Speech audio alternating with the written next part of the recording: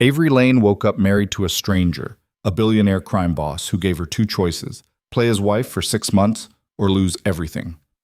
What started as a desperate deal in a Vegas mansion became something far more dangerous when bullets shattered their fake, perfect life. She ran. He nearly died. Now, standing at his hospital bedside with her heart in pieces, Avery has to decide if love is worth the blood, the lies, and the impossible transformation of a man the world says cannot change. Drop a like and comment your city so I can see how far this story travels. Let's begin. The first thing Avery Lane registered was silk. Not the cheap kind from discount stores, but real silk, the sort that moved like water against skin and probably cost more than her monthly rent. The second thing was sunlight, brutal, unforgiving Nevada sun pouring through floor-to-ceiling windows she definitely did not own. The third thing was the ring. It sat on her left hand like an accusation. Diamond, massive, unfamiliar. She bolted upright, and her skull immediately punished her for it. The hangover hit like a freight train. Nausea, vertigo, a throbbing behind her eyes that made her want to cry. Her mouth tasted like regret and bottom-shelf tequila, and when she looked down at herself, she found she was wearing a silk nightgown she had never seen before in her life. "Oh no," she whispered. "Oh no, no, no." The bedroom was enormous, minimalist, expensive in that understated way that screamed old money. Charcoal walls, modern art that probably cost six figures, furniture that looked like it belonged in a magazine spread. This was not her cramped studio apartment in Henderson. This was not anywhere she should be. Avery swung her legs over the side of the bed, her bare feet sinking into plush carpet, and that was when she heard the voice. "You're awake!" She spun around too fast and the room tilted. Standing in the doorway was a man she had never seen before, or at least she didn't think she had. Tall, dark hair, sharp suit despite the early hour. He had the kind of face that belonged on magazine covers, all clean lines and cold symmetry, but his eyes were what stopped her. Gray, calculating, the eyes of someone who saw too much and revealed nothing. "Who the hell are you?" Avery's voice came out hoarse. "Damien Vescari." He said it like she should know the name, like it should mean something. "Your husband." The word landed like a slap. "My what?" He stepped into the room with the easy confidence of someone who owned everything around him, including, apparently, her. From his pocket, he produced a folded piece of paper and held it out. "Marriage certificate, Clark County, filed 3 hours ago." Avery stared at the paper like it might bite her. "That's not possible." "Bourbon Street Wedding Chapel. You wore a veil made of cocktail napkins. I'm told you cried during the vows." His tone was flat, almost bored, but there was something underneath it, something sharp. "You don't remember." "I don't remember because it didn't happen." The state of Nevada disagrees. She snatched the paper from his hand, and there it was. Her signature. Sloppy, drunk, but unmistakably hers. Next to it, his. Damien Vescari. The date stamp read 2:47 a.m., hours ago. This morning, last night, whatever the hell it was. "This is insane, like..." Avery's hands were shaking. "This isn't real. We'll get it annulled right now, today." "We could." Damien crossed his arms, leaning against the doorframe like he had all the time in the world. "Or you could hear me out." "Hear you out?" She let out a wild, disbelieving laugh. "I wake up in a stranger's house wearing..." She gestured at the nightgown. "Did you put this on me?" "My housekeeper did. You were wearing a dress covered in champagne." "Oh, great. That makes it so much better." "Sit down." "Excuse me?" "Sit." It wasn't a request. His voice didn't rise, but something in it made her legs stop working. She sank onto the edge of the bed, still clutching the marriage certificate like a lifeline, and Damien moved further into the room. He didn't sit. He didn't soften. He just stood there, hands in his pockets, looking at her like she was a problem to be solved. "I'm going to say this once," he began, "so pay attention. Last night you and I got married. Legally, binding, real. I don't remember it either, but here we are. Now, I have two options. Option one, I file for an annulment, we pretend this never happened, and you go back to your life. Okay, yes, let's do that. Option two, he continued, ignoring her. You stay married to me for 6 months. You play the part. You show up when I need you, smile when I tell you to, and convince my family and my business partners that this marriage is real. In exchange, I pay off every debt you have, give you a place to live, and at the end of 6 months, you walk away with $500,000 and a clean slate. Avery stared at him. What? You heard me? You're insane. I'm pragmatic. He tilted his head slightly, studying her. You're drowning, Miss Lane. Student loans, credit card debt, medical bills from your mother's last hospital stay. You're 3 months behind on rent, and your landlord is filing eviction papers next week. You work 2 jobs and still can't keep your head above water. Her stomach dropped. How do you know that? I know everything. That's creepy. That's due diligence. He moved closer, and Avery instinctively leaned back. He stopped a few feet away, hands still in his pockets, expression unreadable. I need a wife. You need money. This is a transaction, nothing more. Why? Her voice came out smaller than she wanted. Why would you need a wife? She gestured vaguely at him, at the room, at everything. You're clearly rich. You're clearly powerful. What could you possibly need from me? My family has expectations. The words were clipped, tight. My grandfather built an empire and he's dying. He wants to see me settled, married, respectable. I don't have time to court someone, and I sure as hell don't want to marry someone who'll ask questions or expect love. You're convenient. You're desperate. And according to the state of Nevada, you're already mine. I'm not anyone's. Then walk away. He pulled out his phone, tapped the screen a few times, and turned it toward her.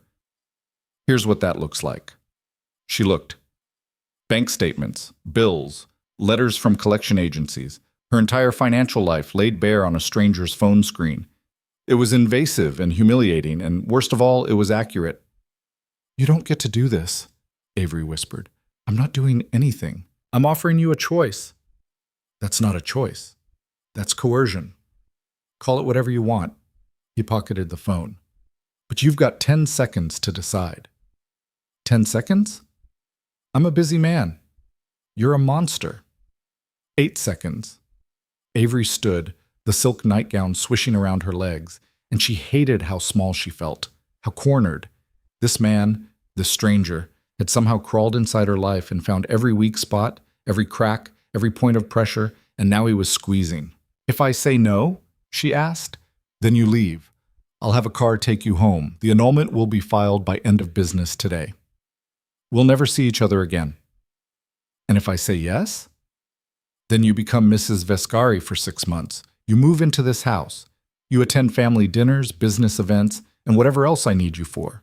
You don't ask questions. You don't complain. You do exactly what I tell you, when I tell you, and at the end you walk away rich and free. That's prostitution. No, Damien said coldly. That's marriage. Avery wanted to scream. She wanted to throw the marriage certificate in his face and storm out of this ridiculous mansion and never look back.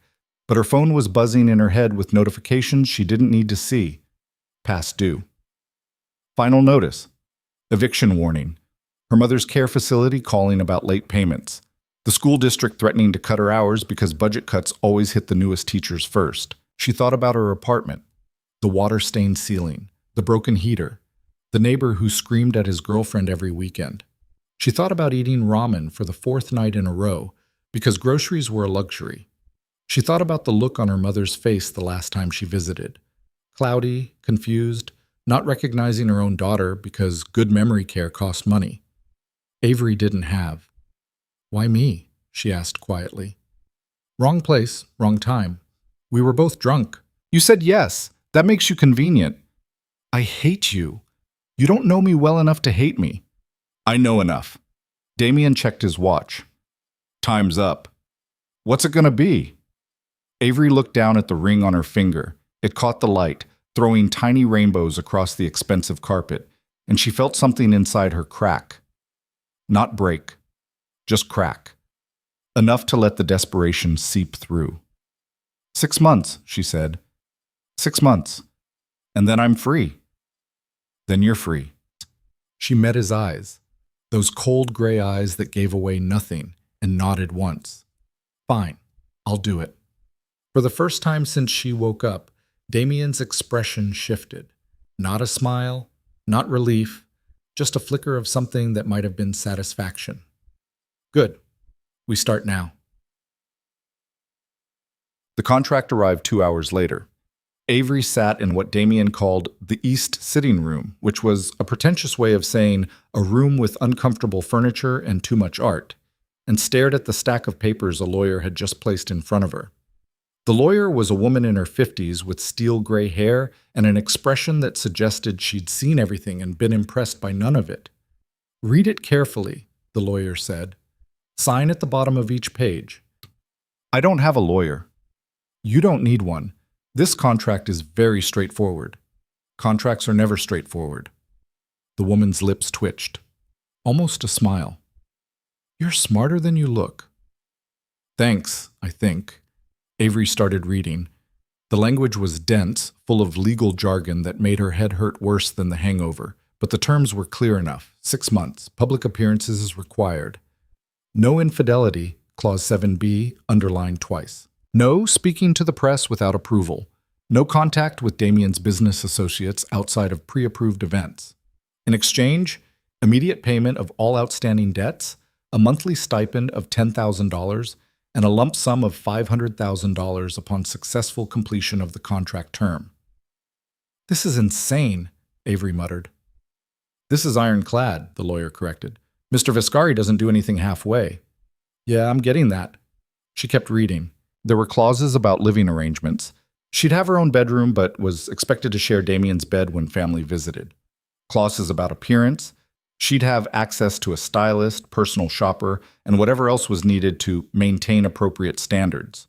Clauses about termination. If she violated the terms, she'd owe Damien twice what he'd paid out, plus legal fees. "What if he violates the terms?" Avery asked. "He won't." "But what if he does?" The lawyer's expression didn't change. "He won't." Avery looked down at the signature line. Her hand was shaking again. This was it. The moment she signed this, she stopped being Avery Lane, high school English teacher barely scraping by, and became Avery Viscari, wife of a man she didn't know, trapped in a life she didn't understand. She thought about her mother again, about the bills, about the eviction notice, about the crushing, suffocating weight of being broke in a world that punished poverty at every turn. She signed. The lawyer collected the papers without comment, slid them into a briefcase, and stood. "Welcome to the family, Mrs. Viscari." "That's not funny." "It wasn't meant to be." Damien reappeared at noon, this time without the suit jacket. He looked almost human in just the white dress shirt and slacks, though the cold expression remained firmly in place. "Your things are being moved," he said without preamble. "My assistant is handling the logistics. You'll have access to your old apartment for 1 more week if you need to collect anything personal." "You're moving me out?" "You live here now." "I didn't agree to that yet." He raised an eyebrow. "You signed the contract." "I signed it 5 minutes ago." "Then congratulations on your new home." He glanced at his watch again. Apparently that was his favorite gesture. "We have dinner with my family tonight, 7 sharp. Wear something appropriate." "I don't have anything appropriate for whatever the hell your family dinners look like." "You will. The stylist arrives in 20 minutes." Avery stood, her headache roaring back with a vengeance. "Can you stop for 1 second and acknowledge how completely insane this is?" "No." "Why not?" "Because acknowledging it won't change it. You made a choice. I made a choice. Now we both live with it." "You didn't make a choice," she snapped. "You made a transaction." "Same thing." "It's really not." Damien studied her for a moment, and Avery felt the weight of that gaze. It wasn't unkind exactly. It was just empty, like he was looking at a piece of furniture and deciding where it should go. "My family is difficult," he said finally. "They'll ask questions. They'll test you. Do not volunteer information. Do not offer opinions. Smile, nod, and let me handle the conversation." "So I'm a prop." "You're my wife." "Same thing?" This time his mouth did twitch. Not quite a smile, but close. "You're catching on." The stylist turned out to be a tiny woman named Simone, who spoke in rapid-fire sentences and had opinions about everything. She took one look at Avery and sighed like she'd been personally offended. "We have work to do," Simone declared. "What's wrong with how I look?" How much time do you have? Avery was dragged through 2 hours of what Simone called emergency triage: hair, makeup, wardrobe. By the time it was over, Avery barely recognized herself in the mirror. The woman staring back was polished, elegant, expensive. She wore a black cocktail dress that probably cost more than her car, heels that made her calves ache, and subtle jewelry that still managed to scream wealth. Better, Simone said, circling her like a shark. Not perfect, but better. Thanks? You're welcome. Now, posture. Stand up straight, no slouching. You're married to Damien Viscari, not a hedge fund manager. What's the difference? About $40 million and significantly more danger. Avery froze. Danger? Simone waved a hand dismissively. Not my department. Now walk. Let me see your walk. My walk is fine. Your walk is pedestrian. We need regal. I'm a high school teacher, not royalty. You're a Viscari now. Same thing. By 7 p.m., Avery was standing in the marble foyer of Damien's mansion, wearing a fortune on her body and feeling like an imposter. Her hands wouldn't stop shaking.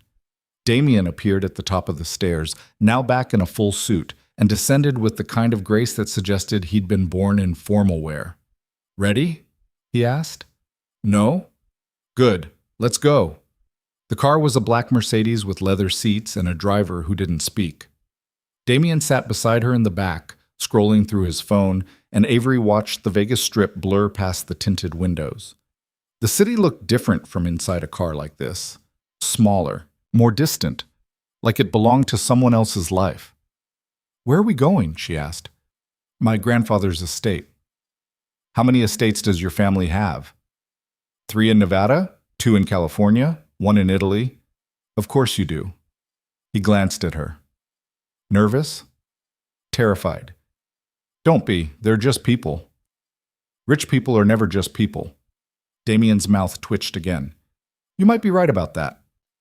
The estate turned out to be a sprawling Mediterranean-style villa in Summerlin, the kind of place that had gates, security, and probably a staff larger than Avery's entire high school. The driveway was lined with expensive cars, Bentleys, Maseratis, a Rolls-Royce that looked like it belonged in a museum. Damien's driver pulled up to the front entrance, and a valet immediately appeared to open Avery's door. Showtime, Damien murmured. He climbed out first, then extended a hand to help her. His palm was warm, his grip firm, and when her heel caught on the car's threshold, he steadied her without comment. For just a second their eyes met, and Avery saw something flicker there. Not warmth, exactly, but not coldness either. Stay close, he said quietly. And remember, you love me. I don't even know you. They don't know that. The front door opened before they reached it, revealing a woman in her 60s with sharp eyes and sharper cheekbones. She wore diamonds-like armor and surveyed Avery with the kind of look that could strip paint. Damien, the woman said, you're late. Traffic. There's never traffic in Summerlin. Then I'm inconsiderate. The woman's gaze shifted to Avery. And this is? My wife. Damien's hand moved to the small of Avery's back, a gesture that looked casual but felt like a claim. Avery, this is my aunt, Gabriella Viscari. Charmed, Gabriella said, in a tone that suggested she was anything but. How unexpected. Life is full of surprises, Damien replied smoothly. They stepped inside and Avery's breath caught. The interior was even more excessive than Damien's mansion. Frescoed ceilings, marble columns, artwork that belonged in museums. And people. Lots of people. All of them turned to stare as Damien led her into what appeared to be a formal dining room. Everyone, Damien announced, his voice carrying easily, this is Avery, my wife. The silence was deafening. Then, from the head of the table, an elderly man spoke. Well, he said, his voice rough with age and cigarettes, it's about damn time. Dinner was a masterclass in survival. Avery sat to Damien's right, acutely aware that every person at the table was watching her, judging her, calculating. The old man, Damien's grandfather, Lorenzo, presided over the meal like a king holding court, asking questions that felt like interrogations disguised as small talk. Where did you two meet? Lorenzo asked, cutting into his steak with surgical precision. A charity event, Damien lied smoothly. Avery was volunteering. I was bored. She made me laugh. I didn't know you could laugh, someone muttered. It sounded like one of Damien's cousins, a man with slicked back hair and a smirk that made Avery's skin crawl. I have hidden depths, Damien said dryly. And you, Avery. Lorenzo's pale eyes fixed on her. What do you do? I teach English at a public high school. A teacher. He said it like she'd confessed to being a serial killer. How quaint. I like it, Avery said, forcing her voice to stay steady. The kids are good, most of them anyway. And now you'll be joining the family business, I assume. The family business? Construction, Damien interjected. Real estate development, import, export, nothing that requires a teaching degree. Lorenzo's eyes gleamed. Pity. I'm sure you would have brought an interesting perspective. The meal continued, course after course, each one more elaborate than the last. Avery barely tasted any of it. She was too busy navigating the minefield of conversation, trying to figure out who was genuinely curious and who was waiting for her to slip up. Gabriella, the aunt, asked pointed questions about Avery's family. A cousin named Marco made jokes about Vegas weddings that felt like thinly veiled insults. And through it all, Lorenzo watched, his expression unreadable. Tell me, Avery, Lorenzo said as dessert was served, what made you say yes? To what? To my grandson. Damien is not an easy man. He's cold, controlling, and utterly ruthless when it suits him. So I'm curious, what made you think you could handle being his wife? The table went silent. Every eye was on her. Damien's hand found her knee under the table, a warning or reassurance. She couldn't tell which. Avery looked at Lorenzo, then at Damien, then back to Lorenzo. I said yes because he asked, she said simply, and because I think people deserve a chance to surprise you. Lorenzo stared at her for a long moment. Then he laughed, a rough barking sound that seemed to startle everyone. I like her, he announced. She's got spine. Don't break her, Damien. I'll do my best, Damien said. Later in the car, Avery finally let herself exhale. Her hands were still shaking. Her jaw ached from smiling. Damien sat beside her, staring out the window, and for a long time neither of them spoke. You did well, he said eventually. I thought I was going to throw up. You hit it well. Is your entire family terrifying? Yes. Great. He turned to look at her, and in the dim light of the car his expression was softer, almost human.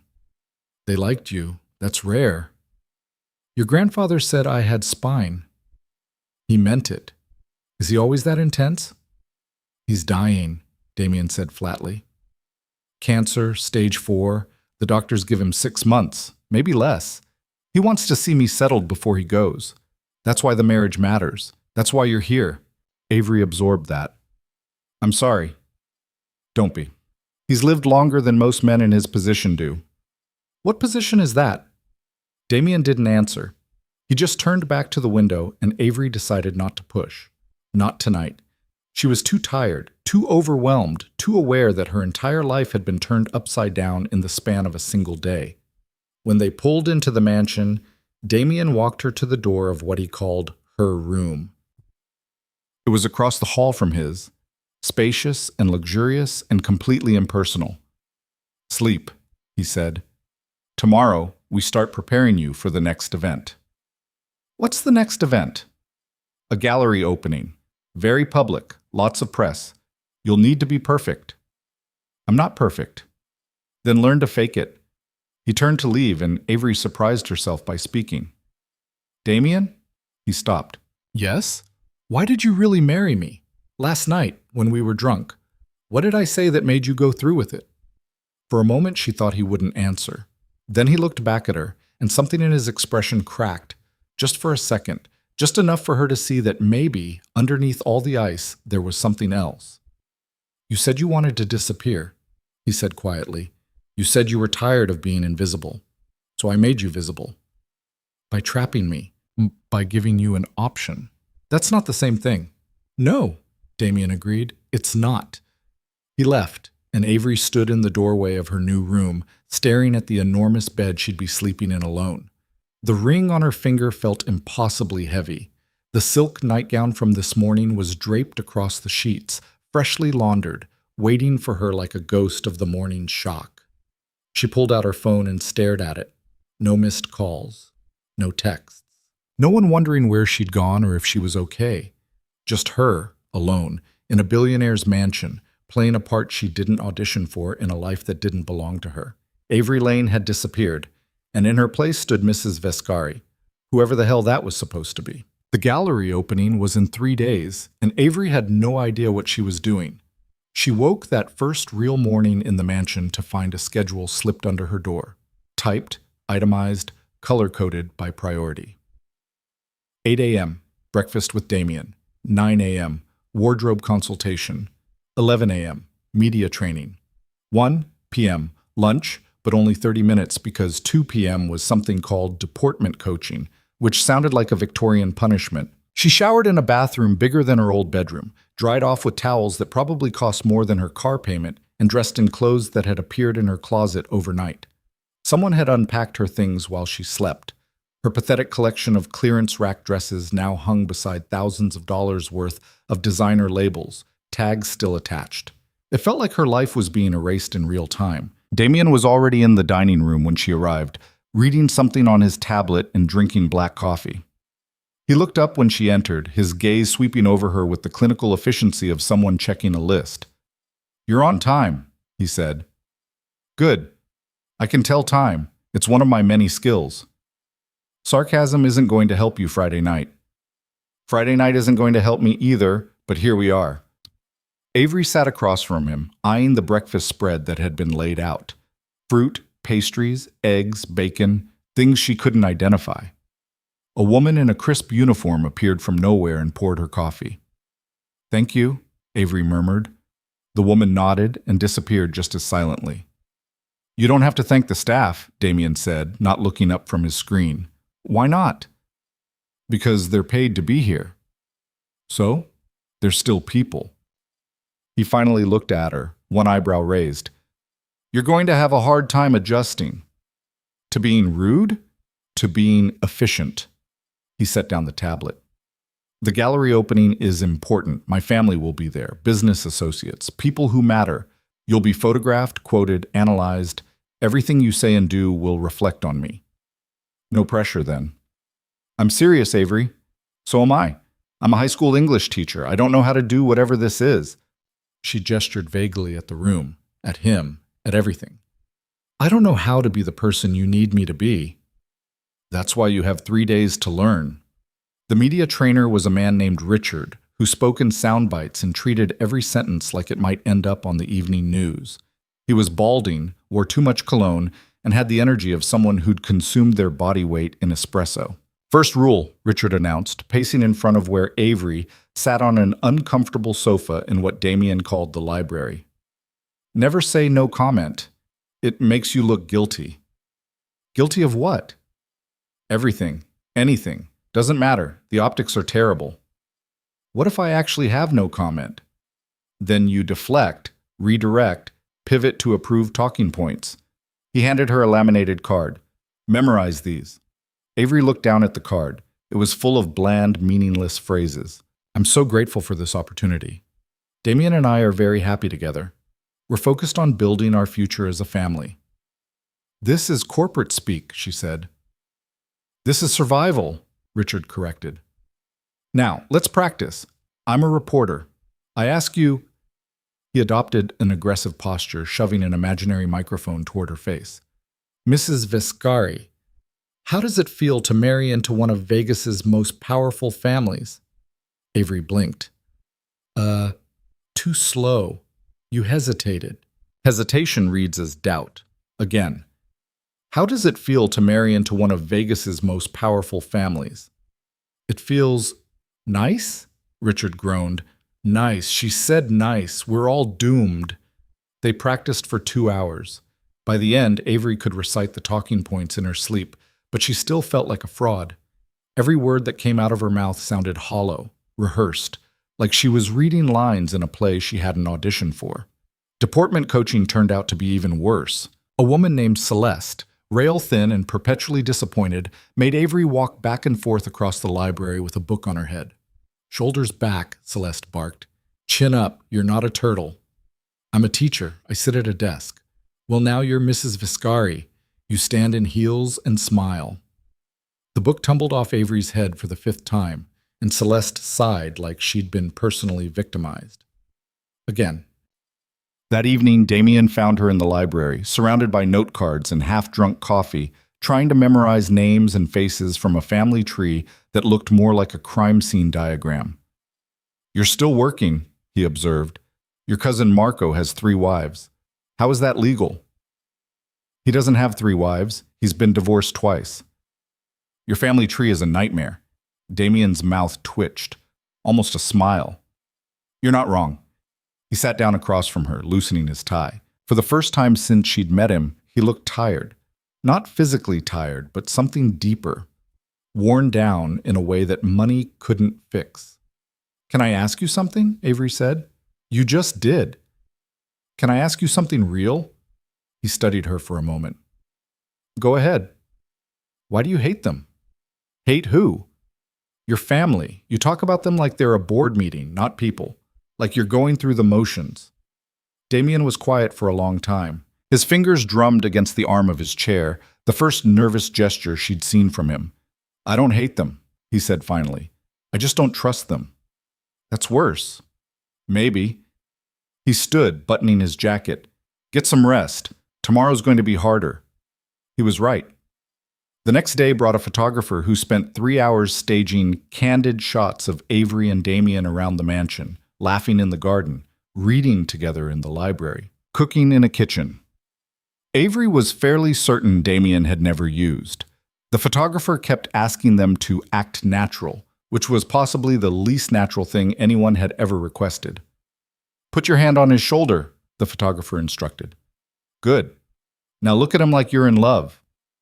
Avery tried. She really did. But every time she looked at Damien, all she saw was a stranger who'd bought 6 months of her life. "You're thinking too hard," Damien murmured, low enough that only she could hear. "I don't know how to not think." "Then think about something else. Something that makes you happy." She tried to summon something, anything, but her mind kept snagging on bills, on her mother's blank stare the last time she visited, on the eviction notice she'd narrowly avoided. Nothing about her life made her happy. That was the whole problem.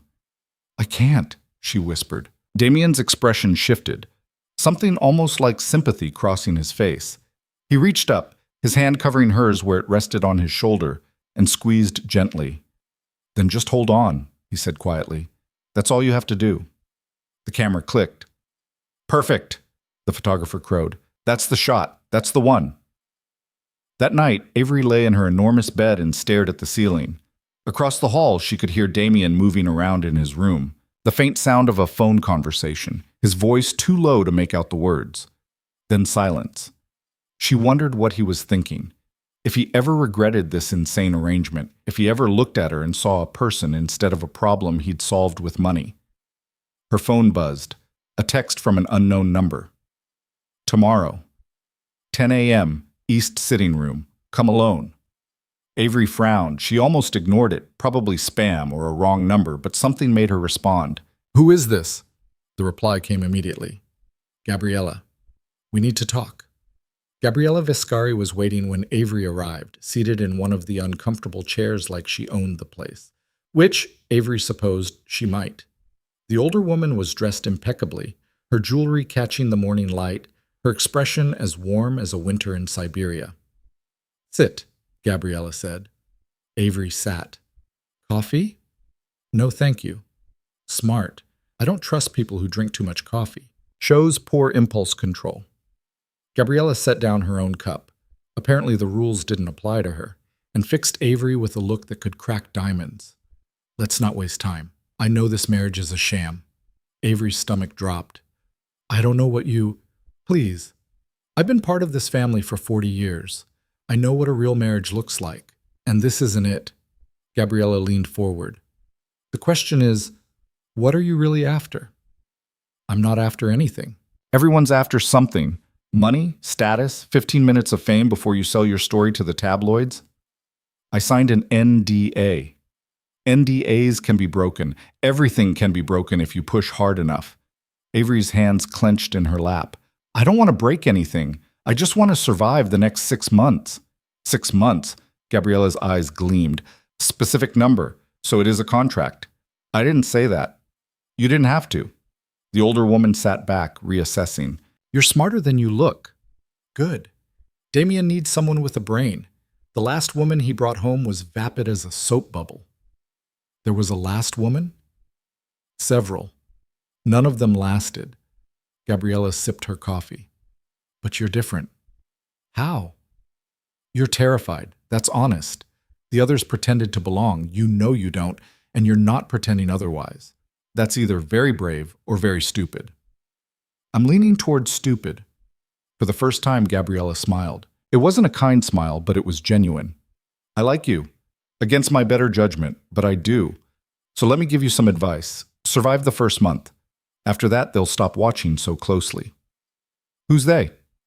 Everyone. Gabriella stood, smoothing her skirt. And Avery? Whatever you think you know about this family, you're wrong. We're not what we seem. None of us are. She left, and Avery sat in the empty room, her heart racing.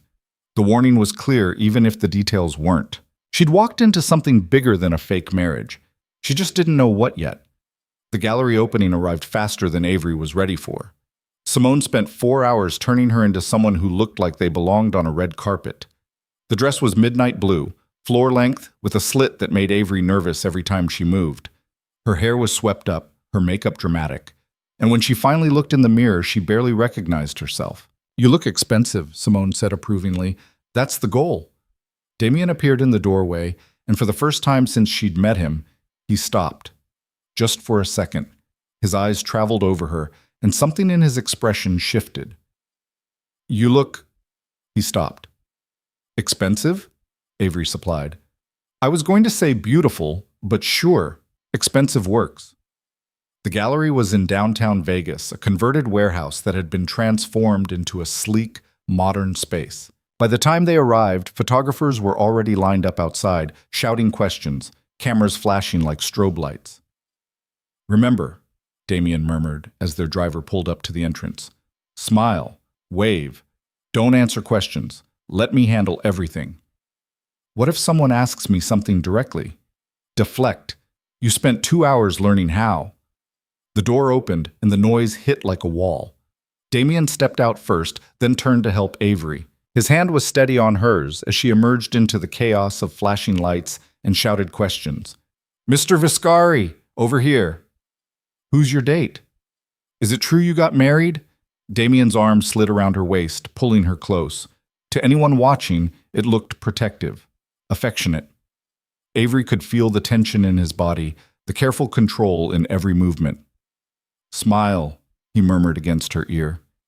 She did. She smiled until her face hurt, waved at cameras she couldn't see past the lights, and let Damien guide her through the gauntlet of press and into the gallery. Inside was only slightly less chaotic. Beautiful people in expensive clothes, servers circulating with champagne and canapes, art on the walls that probably cost more than her yearly salary. Stay close, Damien said, and Avery had no intention of doing anything else. They made it maybe 10 minutes before someone cornered them. A man in his 50s, silver-haired and shark-eyed, approached with the confidence of someone who'd never been told no. Damien, the man said warmly. Too warmly. I heard congratulations are in order. Victor. Damien's voice was cooler. This is my wife, Avery. Avery, Victor Castellano. He owns half the casinos on the Strip. Only half? Victor laughed, but his eyes never left Avery's face. You're more beautiful than the photos. Tell me, how did you manage to catch Vegas's most eligible bachelor? I didn't catch him, Avery said, remembering Richard's coaching. We caught each other. How romantic. Victor's smile didn't reach his eyes. And what do you do, Avery? I'm a teacher. How noble. He said it like she'd confessed to being unemployed. I'm sure Damien will find something more suitable for you now. Teaching is suitable, Avery said, and she heard the edge in her own voice. It's important work. Of course it is. Victor's attention shifted back to Damien. We should talk about the Henderson project. Not tonight.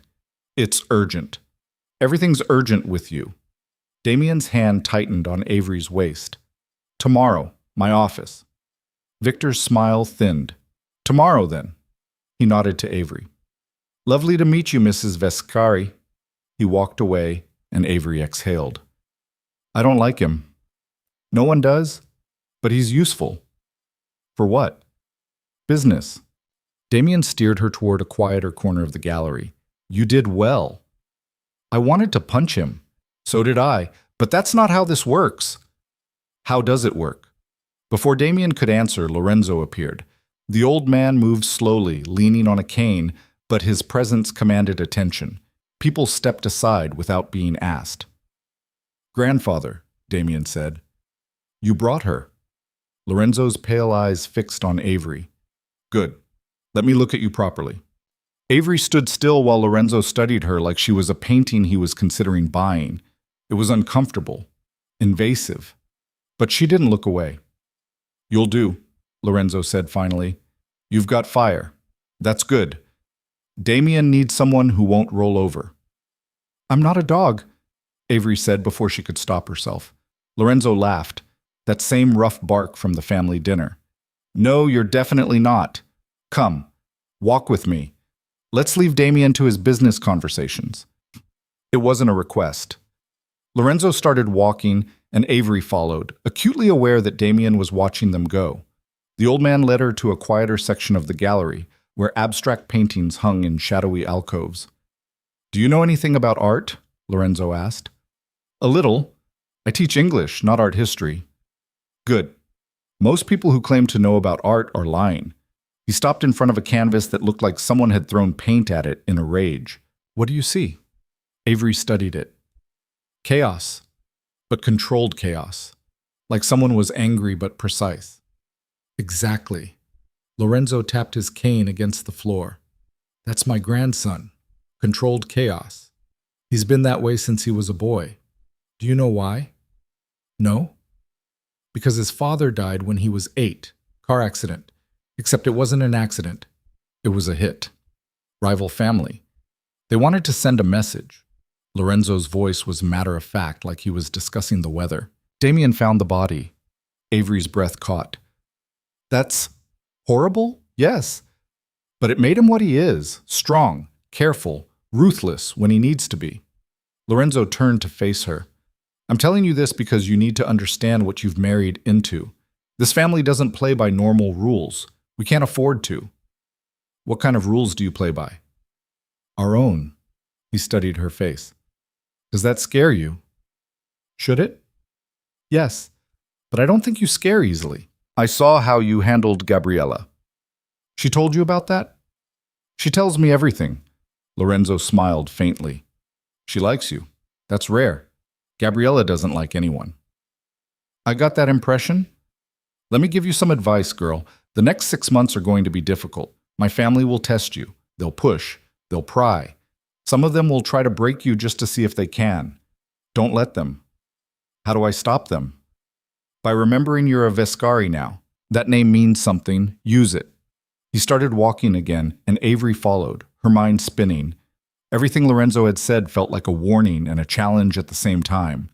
When they returned to the main gallery, Damien was deep in conversation with a group of men in expensive suits. He looked up when they approached, and something passed between him and his grandfather. An entire conversation in a single glance.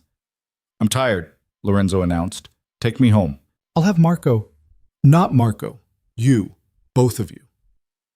The drive to Lorenzo's estate was quiet.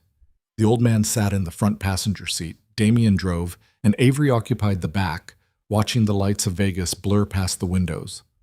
When they arrived, Lorenzo didn't immediately get out. Damien, he said. A word. Alone. Avery climbed out without being asked, standing awkwardly by the car while Damien and Lorenzo spoke in low voices. She couldn't hear what they were saying, but Lorenzo kept gesturing, emphatic, while Damien listened with that impossible-to-read expression. Finally, Lorenzo got out. He paused next to Avery. You'll be at Sunday dinner. It wasn't a question. Yes, sir. Good. And Avery? Don't trust anyone. Not even him. He nodded toward Damien. Especially not him. He walked into the house, and Avery stood there, stunned. Damien appeared at her side. What did he say to you? His voice was tight. Nothing. Just nothing. He's paranoid. The medication makes him worse. He seemed pretty clear to me. Damien didn't respond. They got back in the car, and the drive home was silent. When they finally arrived at the mansion, Avery headed straight for her room. She was exhausted, emotionally, physically, in every possible way. But as she reached her door, Damien spoke. You did well tonight. She turned. He was standing in his own doorway, jacket off, tie loosened. He looked almost human, almost reachable. Your grandfather told me your father died, Avery said quietly. Damien's expression shuddered. He shouldn't have. He was trying to help me understand. There's nothing to understand. It was a long time ago. You were 8. I'm not 8 anymore. He stepped into his room. Good night, Avery. The door closed and Avery was left alone in the hallway. She went into her own room, locked the door, and sat on the edge of the bed. Her phone buzzed, a text from a number she didn't recognize. Welcome to the family. Watch your back. She stared at it for a long time, then deleted it. But the words stayed with her, echoing in the dark. The anonymous text haunted Avery for days, but nothing happened. No threats, no follow-up messages, just silence, which somehow felt worse. She fell into a routine that didn't feel like hers. Morning coffee with Damien, where they sat across from each other like business partners reviewing a contract. Afternoon spent with Simone, learning how to walk, talk, and exist as Mrs. Viscari. Evenings at events, charity galas, business dinners, family gatherings where everyone smiled and no one meant it. And through it all, the weight of pretending. Pretending she belonged. Pretending she loved him. Pretending this was anything other than a transaction with an expiration date.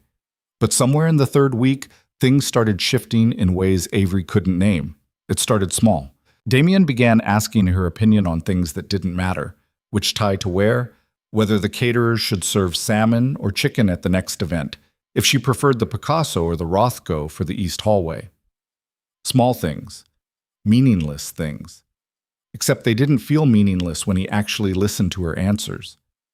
Then there was the morning she came downstairs to find her favorite coffee waiting. Not the expensive imported blend Damien drank, but the cheap vanilla creamer kind she'd mentioned once, weeks ago, that she used to buy at the grocery store when she could afford it. Where did this come from? She asked, staring at the bottle. Damien didn't look up from his phone. The kitchen. I didn't ask the kitchen for it. I did. Why? You said you liked it. I mentioned it once. Once was enough. He finally looked at her, and something in his expression was different, softer. Stop interrogating the coffee, Avery. Just drink it. She did. And it tasted like a small piece of her old life, back when things were simple and terrible, but at least they were hers. Sunday dinners at Lorenzo's became a weekly ordeal. Every week, the same cast of characters, the same pointed questions disguised as small talk, the same feeling that she was being tested and never quite passing. Marco, the cousin with the slicked hair and the wandering eyes, made a habit of cornering her whenever Damien stepped away. So, Marco said one evening, trapping her near the bar while Damien was deep in conversation with an uncle whose name Avery could never remember. How's married life treating you? Fine, Avery said, keeping her voice neutral. Just fine? That's not very romantic. I'm not very romantic. I don't believe that. Marco leaned closer, and Avery could smell the expensive cologne that didn't quite mask the scotch. I think you're playing a role. We all are. The question is, what are you really after? Nothing. Everyone wants something, money, security, a taste of the high life before you cash out. I want you to back up. Marco laughed, but he didn't move. You've got fire. I like that. Damien always did prefer the difficult ones. What's that supposed to mean? It means you're not the first woman who thought she could handle him, but you might be the first one who… Marco. Damien's voice cut through the conversation like a blade. He'd appeared at Avery's side without her noticing, and his expression was ice. Leave. We're just talking. No, you're crowding my wife. There's a difference. Marco's smirk faltered. He raised his hands in mock surrender. Relax, cousin. I was just being friendly. Be friendly somewhere else. Marco left, and Avery exhaled slowly. Damien's hand found the small of her back, the touch gentle but possessive. "You okay?" he asked. "I can handle Marco." "I know you can, but you shouldn't have to." He steered her away from the bar, toward the relative safety of the dining room. "He's an idiot. Ignore him."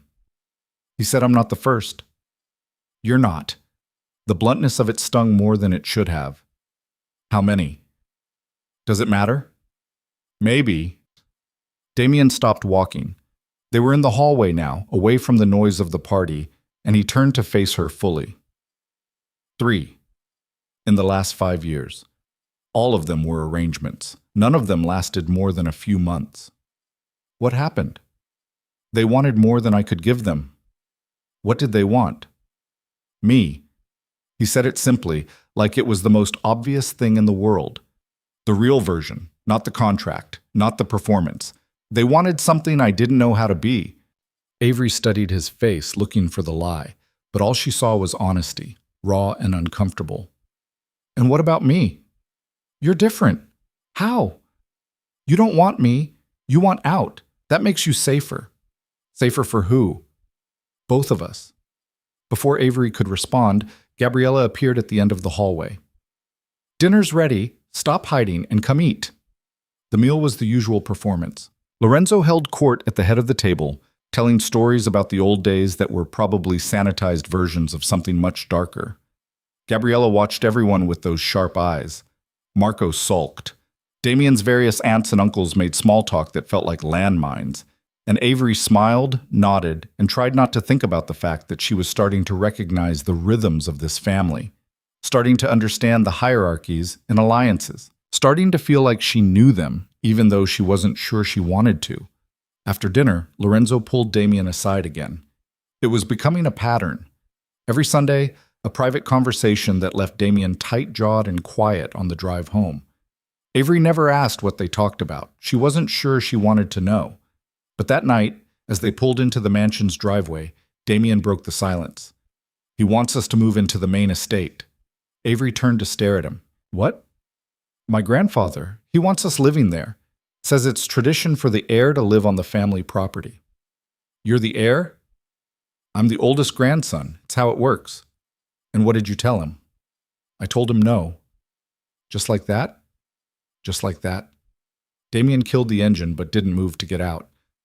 "I don't want you living there. It's hard enough keeping you safe here." The word hung in the air between them. Safe. Not comfortable. Not happy. Safe. "Am I in danger?" Avery asked quietly. Damien's jaw tightened. "No." "You're lying." "I'm being careful. There's a difference." "Damien, drop it, Avery." He got out of the car and the conversation was over. But Avery couldn't drop it. That night, alone in her room, she did something she'd been avoiding for weeks. She Googled Damien Vescari. The results were overwhelming. Pages and pages of articles, photos, speculation. Most of it was standard rich person fare, charity events, business acquisitions, real estate deals. But buried deeper, past the PR-friendly coverage, she found other things. Whispers. Allegations. An expose from 5 years ago about the Vescari family's alleged ties to organized crime. The article was careful, full of alleged and rumored and sources claim. But the picture it painted was damning. Money laundering, racketeering, connections to people who had a habit of disappearing when they became inconvenient. Avery closed her laptop and stared at the ceiling. She'd known, on some level, that the family wasn't exactly legitimate. Lorenzo's warnings, Gabriella's cryptic comments, the way people looked at Damien with fear disguised as respect, but seeing it laid out in black and white made it real in a way it hadn't been before. She was married to a criminal, or the son of criminals, or whatever variation of the truth existed in the space between allegations and proof. Her phone buzzed. Another text from the unknown number. "Still think you're safe?" Avery's hand shook as she typed back, "Who are you?" No response. She waited 10 minutes, 20, an hour. Nothing. Just silence and the sick feeling that she'd walked into something far worse than a fake marriage. The next morning, Damien found her in the library, surrounded by her old teaching materials. She'd asked for them to be brought from her apartment, and now they were spread across the desk. Lesson plans, graded essays, a coffee-stained copy of The Great Gatsby that she'd read so many times the spine had cracked. "You miss it," Damien said. It wasn't a question. "Every day." "You could go back. After." "Could I?" Avery looked up at him. "I've been gone for almost a month. They've already replaced me. I checked." "So, teach somewhere else." "Where? What school is going to hire me after 6 months as a Viscari? They'll think I'm slumming or conducting an anthropological study, or they'll think you took time off to get married, which is true." "Is it?" Damien pulled out a chair and sat across from her. He looked tired.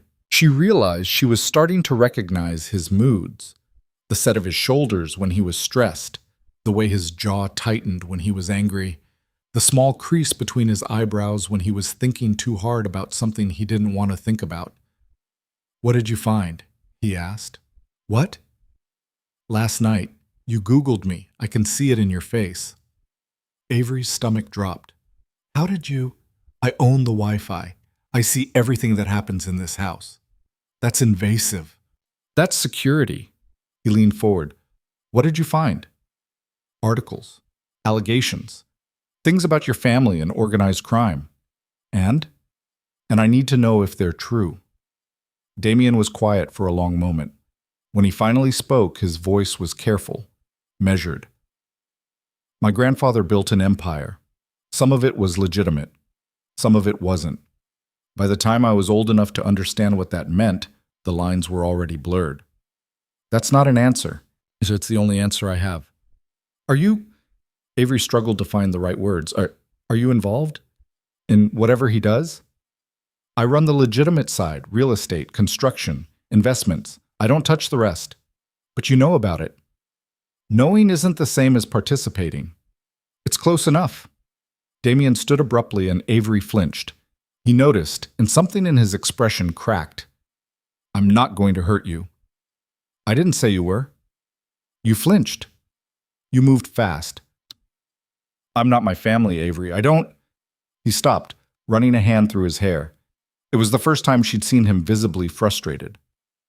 "I've spent my entire adult life trying to separate myself from what they are, trying to build something clean, something that won't blow up in my face when my grandfather finally dies and everyone starts fighting over the scraps. This marriage, this fake, temporary, ridiculous marriage, is part of that. It buys me time. It makes me look stable. It gives me leverage. So I'm a tool. You're a solution. There's a difference. Not to me." They stared at each other across the desk, and Avery felt the anger rising in her chest. Anger at him for dragging her into this. Anger at herself for agreeing. Anger at the universe for making her desperate enough that this seemed like a good idea. "I want out," she said quietly. "No, you don't." "Yes, I do." "Then leave." Damien's voice was cold again, controlled.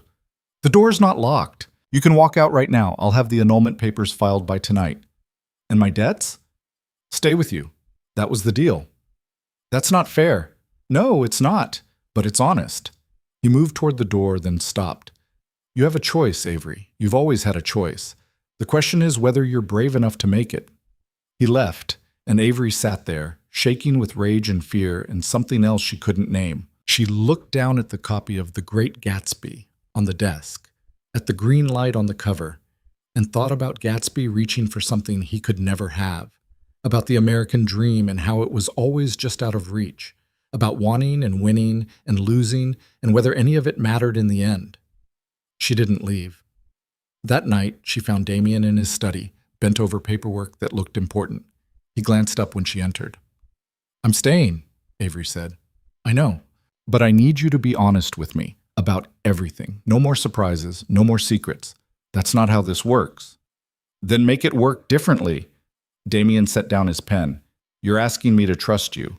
I'm asking you to treat me like a person instead of a chess piece." He considered that. "What do you want to know?" "Everything." Avery sat down across from him. "Start with why someone keeps texting me threats." Damien's expression darkened. "Show me." She pulled out her phone and handed it over. He scrolled through the messages, his face getting harder with each one.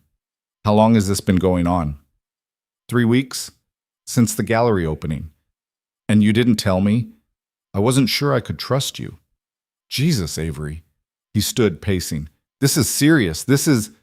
He stopped, pulling out his own phone and making a call. I need you to trace a number. Send me the details as soon as you have them. He rattled off the number from Avery's text and hung up. You're getting a new phone tomorrow. And a security detail. I don't want a security detail. I don't care what you want. Someone's threatening you, which means someone knows about our arrangement, which means... He stopped himself. I need to handle this. Handle it how? That's not your concern. It absolutely is my concern if I'm the one being threatened. Damien crossed to where she sat and crouched down so they were eye level. His gray eyes were intense, almost frightening in their focus. I need you to understand something. This world I live in, it's not safe. People see weakness. They exploit it. You're married to me, which makes you a target. I can protect you, but only if you let me. By keeping me in the dark? By keeping you alive. The weight of that statement settled over them. Avery swallowed hard. Who would want to hurt me? Competitors, rivals. People who think getting to me through you is easier than coming at me directly. He stood. I've been careful. I've kept our marriage low profile outside of family events, but someone's paying attention. Is it one of your family? No. They might not like you, but they wouldn't threaten you. Family is off limits. Then who? I don't know yet, but I will. The security detail arrived the next day. 2 men, both built like brick walls, who took up positions at the house's entrance and followed Avery whenever she left. It was suffocating, invasive, a constant reminder that her life was no longer her own. I feel like I'm in prison, she complained to Damien over breakfast. You're in protection. Same thing. Not even close. The threats stopped after that, but Avery couldn't shake the feeling of being watched. Every car that followed too close on the highway, every stranger who looked at her twice at the grocery store, every shadow that moved wrong. She was jumping at ghosts, and she hated it. 2 weeks later, Lorenzo collapsed at Sunday dinner. It happened fast. One moment he was telling a story about a business deal from the 70s. The next, he was slumped in his chair, his face gray, his breathing shallow. The room erupted into chaos. Gabriella screaming for someone to call an ambulance. Damien at his grandfather's side checking for a pulse. Marco on his phone yelling at someone. And Avery, frozen, watching the family she'd been forced into fall apart in real time. The ambulance came. Lorenzo was rushed to the hospital.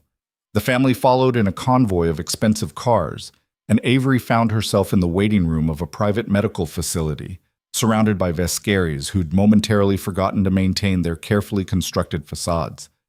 Gabriella was crying. Marco was pacing. Damien stood by the window, staring out at nothing, his jaw so tight Avery thought it might crack. She approached him carefully. Are you okay? He's dying. They said he's stable. He's dying, Damien repeated. This is just the beginning. The doctors told us months ago. Heart failure. The cancer treatment weakened everything. It's only a matter of time. I'm sorry. Don't be. He lived longer than most people in his position. He knew the risks. That doesn't make it easier. Damien finally looked at her, and for the first time since she'd met him, she saw fear. Real, unguarded fear. When he dies, everything changes. The family, the business, all the alliances he's held together for 40 years, they'll fracture. There will be a war over who takes control. And you're supposed to take control. I'm supposed to try. What happens if you don't? Someone else will. Someone worse. He turned back to the window. I need him to last 6 more months. Just 6 more months. And the marriage will have served its purpose. I'll be legitimate in their eyes. Settled. Worthy. And if he doesn't last 6 more months? Damien didn't answer. Lorenzo survived the night. He was moved to intensive care, hooked up to machines that beeped and hissed, keeping him alive through chemistry and willpower. The family maintained a vigil, rotating shifts so someone was always there. Avery found herself sitting with Lorenzo at 3 a.m, listening to the machines breathe for him while Damien slept in a chair nearby. The old man's eyes opened. For a moment he seemed confused, disoriented. Then his gaze found her. You're still here, he rasped. Where else would I be? Smart girl. His hand moved weakly and Avery took it. His skin was paper thin, cold. You love him yet? What? Damien, do you love him? Avery opened her mouth to lie, to recite one of the approved responses Richard had drilled into her. But something about the way Lorenzo was looking at her, like he could see straight through every wall she'd built, made the truth slip out instead. I don't know. Lorenzo smiled. It was a terrible smile, full of pain and satisfaction. That's the right answer. Love's not something you know, it's something you survive. His grip tightened. You're good for him. You make him human. Don't let him forget that when I'm gone. You're not going anywhere. We're all going somewhere, girl. Question is whether we leave anything worth remembering. His eyes drifted closed again. Take care of him. He's going to need it. Lorenzo slipped back into unconsciousness, and Avery sat there holding his hand, feeling the weight of a dying man's request settle on her shoulders. Across the room, Damien stirred, waking. He looked at her, at his grandfather, and something passed between them. An understanding, an acknowledgement that everything was changing, and there was nothing either of them could do to stop it. Come here, Damien said quietly. Avery crossed to him, and he pulled her down into the chair beside him. His arm went around her shoulders, and she let herself lean into him. Not because she was supposed to, not because anyone was watching, but because for the first time since this nightmare began, she wanted to. They sat like that until morning, when the doctors came in and told them Lorenzo was stable enough to be moved to a recovery room. The family filtered back in, and the performance resumed. But something had shifted between Avery and Damien, something subtle but undeniable. She was starting to forget where the act ended and reality began. Lorenzo came home from the hospital 3 weeks later, diminished but alive. The family threw a quiet dinner to celebrate. If you could call anything the Viscaris did quiet. Avery had stopped counting the events. They blurred together now, a carousel of forced smiles and careful conversations, and the constant awareness that she was being watched, judged, measured against some standard she'd never be told. But something had changed since the hospital. Damien touched her more. Not dramatically, not in ways anyone else would notice. But his hand would find hers under the table at dinner. He'd pull her close when they walked through a room, his palm settling at the small of her back like it belonged there. At night, when she couldn't sleep, she'd hear him moving around across the hall, and twice she'd found him standing in her doorway, just checking, making sure she was still there. You don't have to do that, she'd said the second time. Do what? Guard me while I sleep. I'm not guarding you, He'd stopped, searching for the right word. Making sure you're okay. I'm fine. You're never fine. Neither am I. But we're both still here. It wasn't romantic, it wasn't even particularly kind.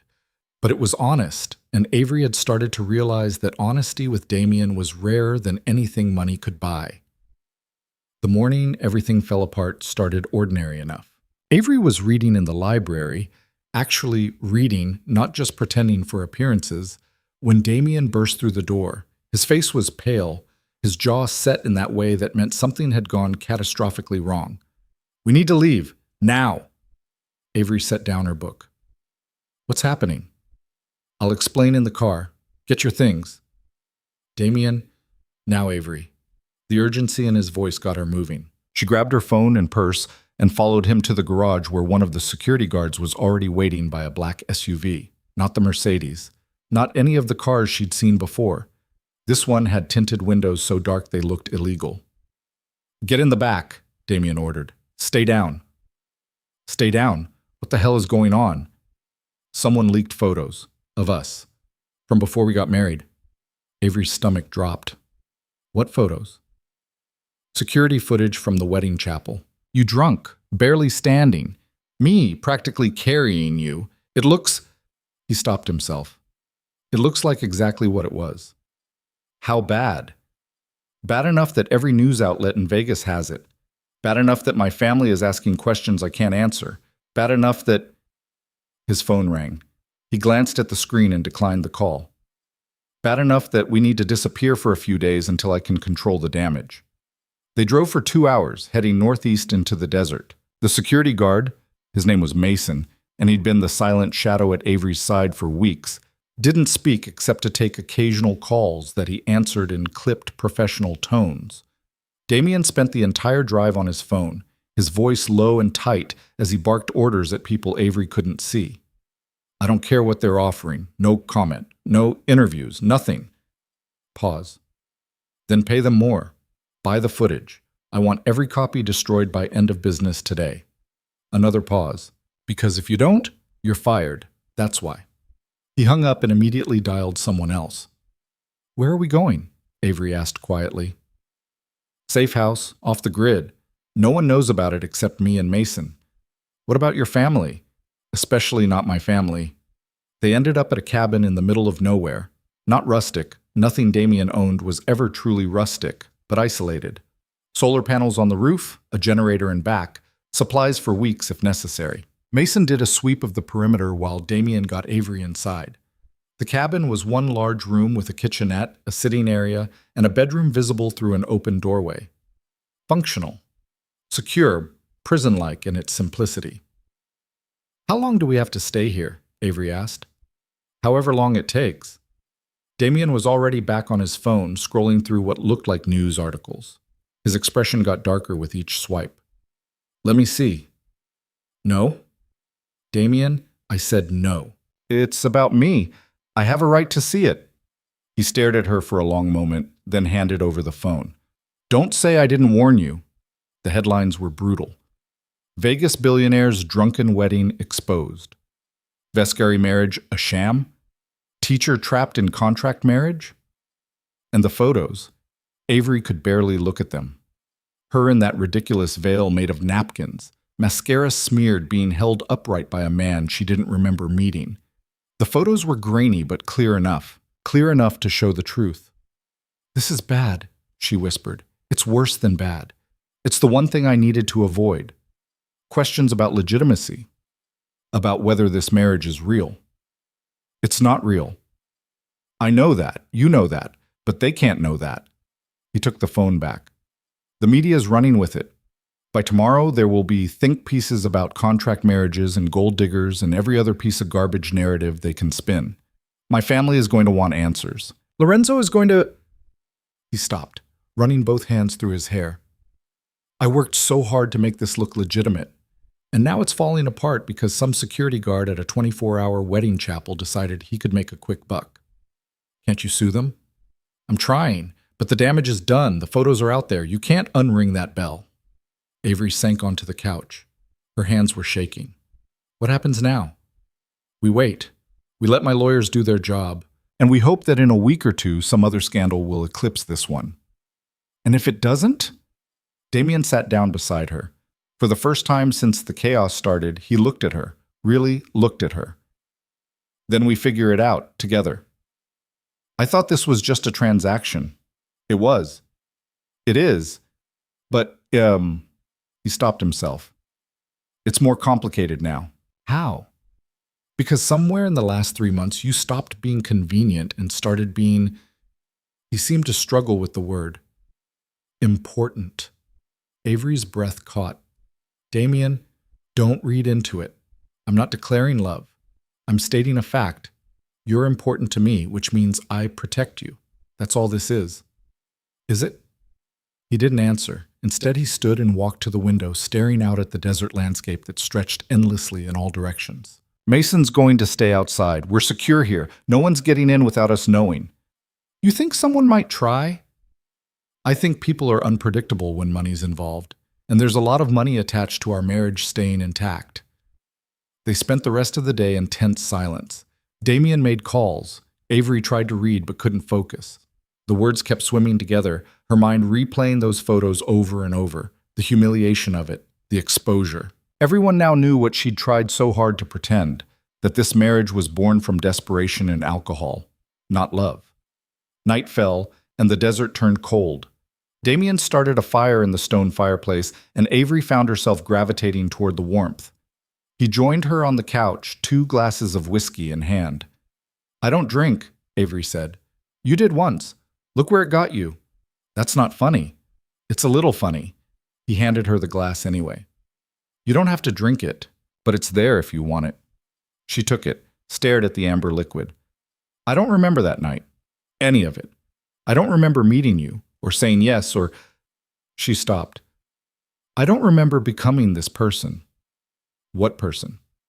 Mrs. Vescari, the woman in those photos who can barely stand, the woman who was so desperate that marrying a stranger seemed like a good idea. You weren't desperate, you were drowning. There's a difference. Is there? Damien took a long drink. I've made a lot of questionable decisions in my life. Marrying you wasn't one of them. Even now, with everything falling apart? Even now. He set down his glass. You want to know why I really went through with it that night? You said I wanted to disappear. That's what you said, but that's not why I did it. He turned to face her. I did it because for the first time in my life, someone looked at me and didn't see the family, didn't see the money, didn't see anything except a guy in a chapel at 3 a.m. who was just as lost as they were. You looked at me like I was human, and He stopped, the words catching. I wanted to keep that, even if it was fake, even if it was temporary. I wanted someone to look at me like that for just a little while. Avery's chest tightened. Damien, I'm not asking for anything. I'm just telling you the truth. You wanted honesty. That's honest. They sat in silence, the fire crackling between them. Avery felt something shifting, some wall she'd been carefully maintaining starting to crumble. This man, this cold, controlled, impossible man, had just handed her something real, something vulnerable, and she didn't know what to do with it. I'm scared, she said finally. Of what? Of this. Of you. Of what happens when the 6 months are up and I have to go back to being nobody. You're not nobody. I was. Before you. I was invisible. I taught kids who didn't care, paid bills I couldn't afford, and watched my mother forget my name a little more every week. I was drowning, like you said, and now I'm... She gestured helplessly. I don't know what I am. You're Avery. That hasn't changed. Everything's changed. Damien reached out slowly, giving her time to pull away. When she didn't, his hand cupped her face, his thumb brushing her cheekbone. Not everything. She should have moved. Should have reminded him this was fake, temporary, a business arrangement with an expiration date. But she didn't. Instead, she leaned into his touch. And when he kissed her, soft and careful like she might break, she kissed him back. It wasn't like the movies. It wasn't explosive or life-changing. It was just two people who'd been pretending for so long that they'd forgotten what real felt like, trying to find it in each other. When they pulled apart, Damien rested his forehead against hers. This is a bad idea. Probably the worst. We should stop. We should. Neither of them moved. I can't promise you anything, Damien said quietly. I can't promise this ends well. I can't promise I won't hurt you. I can't... Then don't promise. Just... Avery searched for the right words. Just be here, right now. That's enough. They stayed on the couch until the fire burned down to embers, Damien's arm around her shoulders, her head on his chest.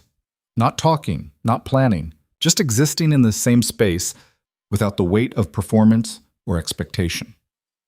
Eventually, exhaustion won. Avery fell asleep there, and when she woke hours later, she was in the bed, covered with a blanket. Damien was on the couch, his jacket serving as a pillow, one arm thrown over his eyes, still protecting her, still keeping distance, still trying to maintain control over something that was rapidly spinning out of his grasp. The next 3 days passed in a strange bubble of isolation. No family, no events, no performance, just Avery and Damien in the middle of nowhere, learning how to be real with each other. They talked about things that didn't matter, favorite books, childhood embarrassments, the small, mundane details that built a life. Damien told her about his father, really told her this time, about finding the body, about the funeral where he didn't cry because 8-year-olds weren't supposed to cry, especially not Vescari heirs, about the nightmares that lasted years. Avery told him about her mother, about the diagnosis that came too late, about watching someone you love forget you piece by piece, about the guilt of not visiting as much as she should because every visit hurt more than the last. You're a good daughter, Damien said one evening while they were cooking, or rather while Avery cooked and Damien provided unhelpful commentary. I'm a terrible daughter. I haven't been to see her in weeks. Because you're busy living a life you didn't ask for. That's not your fault. It feels like my fault. Most things do. Doesn't make them true. He handed her a knife.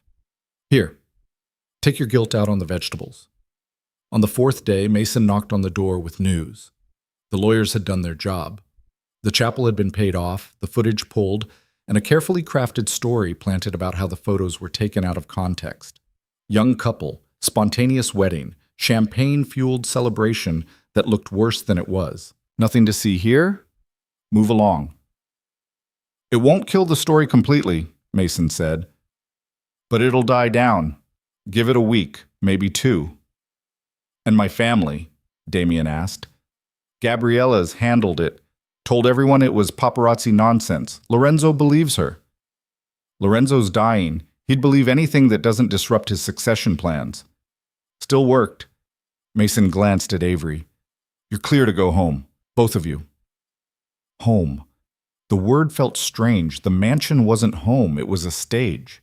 But going back meant returning to the performance, and Avery wasn't sure she remembered how anymore.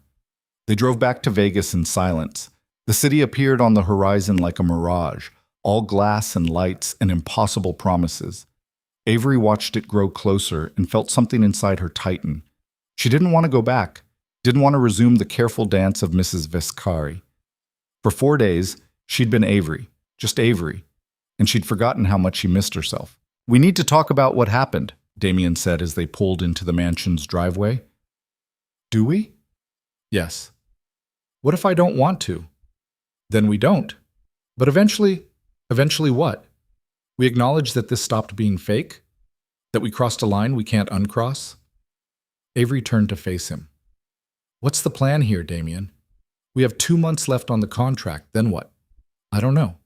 That's not good enough. It's all I have. He killed the engine. I don't know how to do this. I don't know how to be what you need. But He stopped, the words catching. I don't want you to leave. The contract says, screw the contract. I'm asking you, as me, not as your husband, not as the person paying your bills, just as me. Do you want to stay? Avery's heart was hammering. This was the moment, the choice.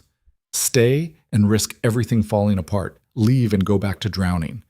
There was no safe option.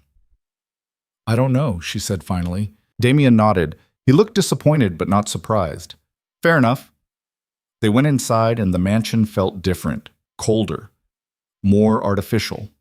Or maybe Avery was different. Maybe 4 days of truth had ruined her for performance. That night she couldn't sleep. She lay in her bed, her separate bed in her separate room, and stared at the ceiling. Across the hall she could hear Damien moving around, pacing probably. He did that when he was stressed. Her phone buzzed. A text from the unknown number she'd almost forgotten about. Time's up. Tomorrow. Midnight. Come alone or people die. Avery's blood went cold. She was out of bed and across the hall before she could think. She burst into Damien's room without knocking. He spun around, instantly alert. What's wrong? She showed him the phone. The expression that crossed his face was something Avery had never seen before. Pure rage. Lethal and focused. When did this come in? Just now. Did you respond? No. Good. Don't. He was already on his own phone, calling someone. I need a trace. Now. Yes, the same number. I don't care what it takes. Find them. He hung up. You're not going. They said people will die. It's a bluff. You don't know that. Yes, I do. This is a tactic. Someone's trying to isolate you, get you alone. I'm not letting that happen. What if they're serious? Then I'll handle it. Damien crossed to her, gripping her shoulders. Listen to me. You're not leaving this house tomorrow. You're not going anywhere without me or Mason. Understand? Damien, understand? She nodded, and he pulled her into his chest. His heart was racing as fast as hers. I won't let anything happen to you, he said quietly. Whatever this is, whoever's behind it, I'll end it. How? By being exactly what everyone thinks I am. The next day passed in agonizing slowness.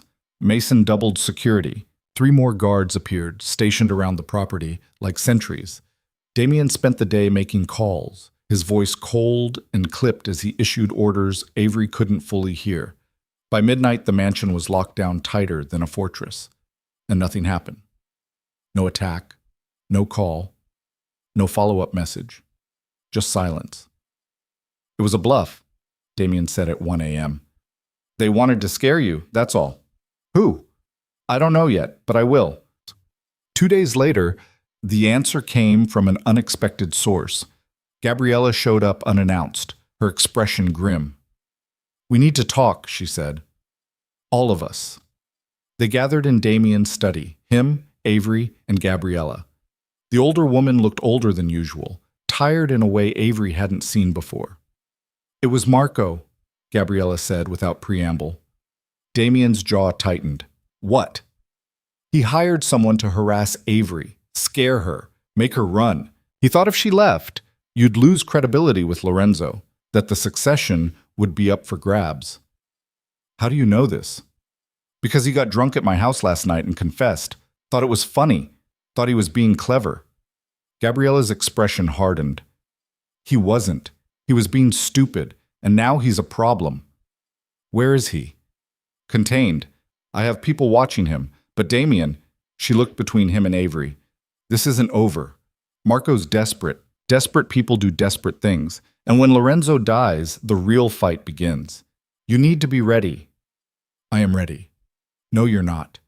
Because you've started to care about her, and that makes you vulnerable. Damien stood abruptly. Get out.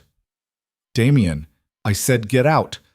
Gabriella left, and the room fell into heavy silence. Avery watched Damien pace, watched him fight for control, and saw the exact moment he lost it. He slammed his hand against the desk, the sound sharp and violent. This is my fault, he said. How is any of this your fault? Because I brought you into this. I made you a target. He stopped, turning to face her. You should leave, while you still can. Take the money. Disappear. Forget this ever happened. Is that what you want? What I want doesn't matter. It matters to me. Why? The word came out raw. Why does it matter? I'm a criminal's grandson. I'm cold. I'm controlling. I've turned your life upside down and put you in danger. What about any of that is worth staying for? Avery crossed the room and stood in front of him, close enough to touch, close enough to see the fear behind the anger. Because you're also the person who remembered I like cheap vanilla creamer. You're the person who checks on me at night to make sure I'm okay. You're the person who kissed me like I mattered. And maybe, her voice caught, maybe I'm tired of running. Maybe I want to stay and see what happens next, even if it's terrifying, even if it falls apart. Maybe you're worth the risk. Damien stared at her like she'd spoken a foreign language. You're insane. Probably, but I'm here. For how long? I don't know. Stop asking me questions I can't answer. She grabbed his shirt, pulling him down to her level. I'm here, right now. Can that be enough? He kissed her. Not soft this time, desperate, like she was oxygen and he'd been drowning. And Avery kissed him back with everything she'd been holding back for months. All the fear and confusion and impossible want she'd been trying to ignore. When they finally broke apart, both breathing hard, Damien pressed his forehead to hers. I don't know how to do this. Neither do I. We're going to fail. Maybe, but we're going to fail together. Failing together turned out to be more complicated than either of them anticipated. Marco disappeared 3 days after Gabriella's revelation. Not dead, Damien made that clear when Avery asked, her voice shaking. Just gone. Relocated to one of the family's properties in Italy with explicit instructions never to come back. Lorenzo had made the call himself from his hospital bed, his voice weak but his judgment final. Family didn't threaten family. Marco had crossed that line and now he was paying for it. Is he safe there? Avery asked. Safer than he'd be here, Damien said. My grandfather's mercy has limits, but exile isn't death. Marco will live. He just won't live here. And the person he hired? Also handled. Avery didn't ask what handled meant. She was learning that some questions were better left unasked. The mansion felt different after that. The security remained, but the tension shifted. Instead of feeling like a prisoner, Avery started to feel like someone worth protecting. It was a subtle difference, but it mattered. Damien stopped treating her like a fragile thing that might break and started treating her like a partner who could handle the truth.